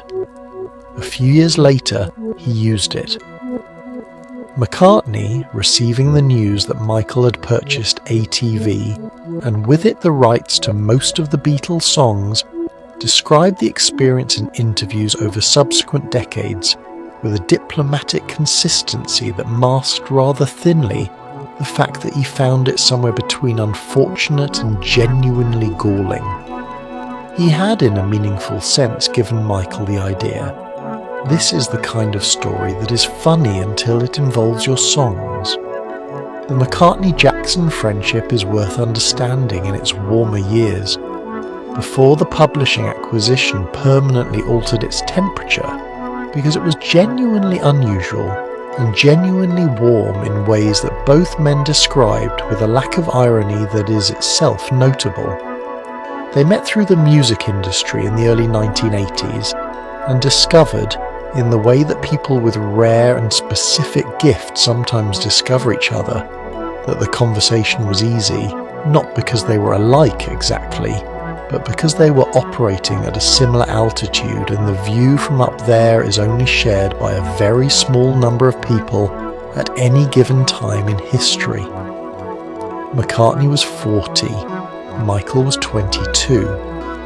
The gap in age and experience was considerable.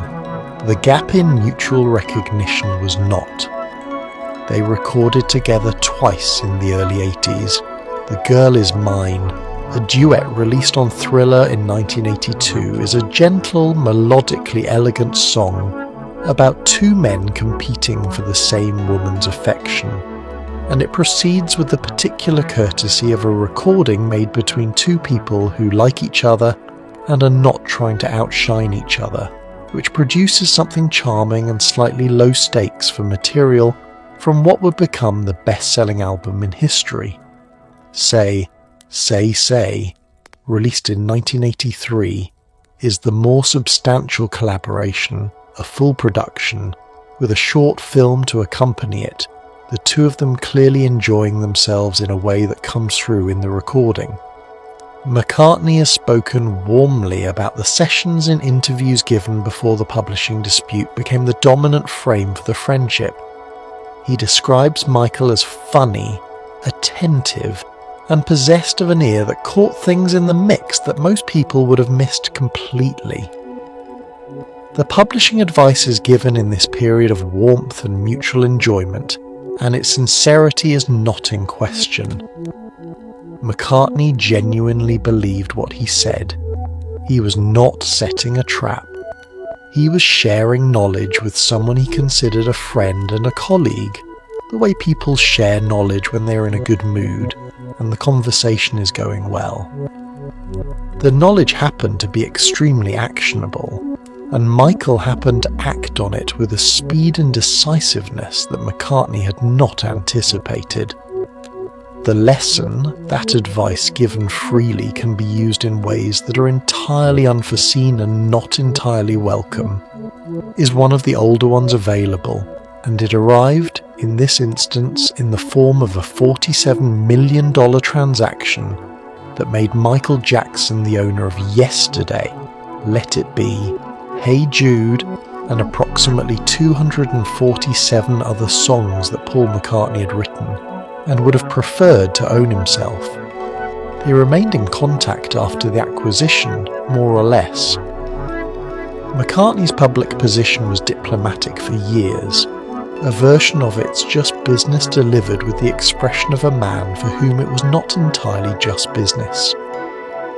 Michael did not seem to understand for some time why McCartney was less warm than he had been, which is either evidence of genuine obliviousness or evidence that Michael had decided quite rationally that the acquisition was correct and the friendship would have to accommodate the decision rather than the other way around.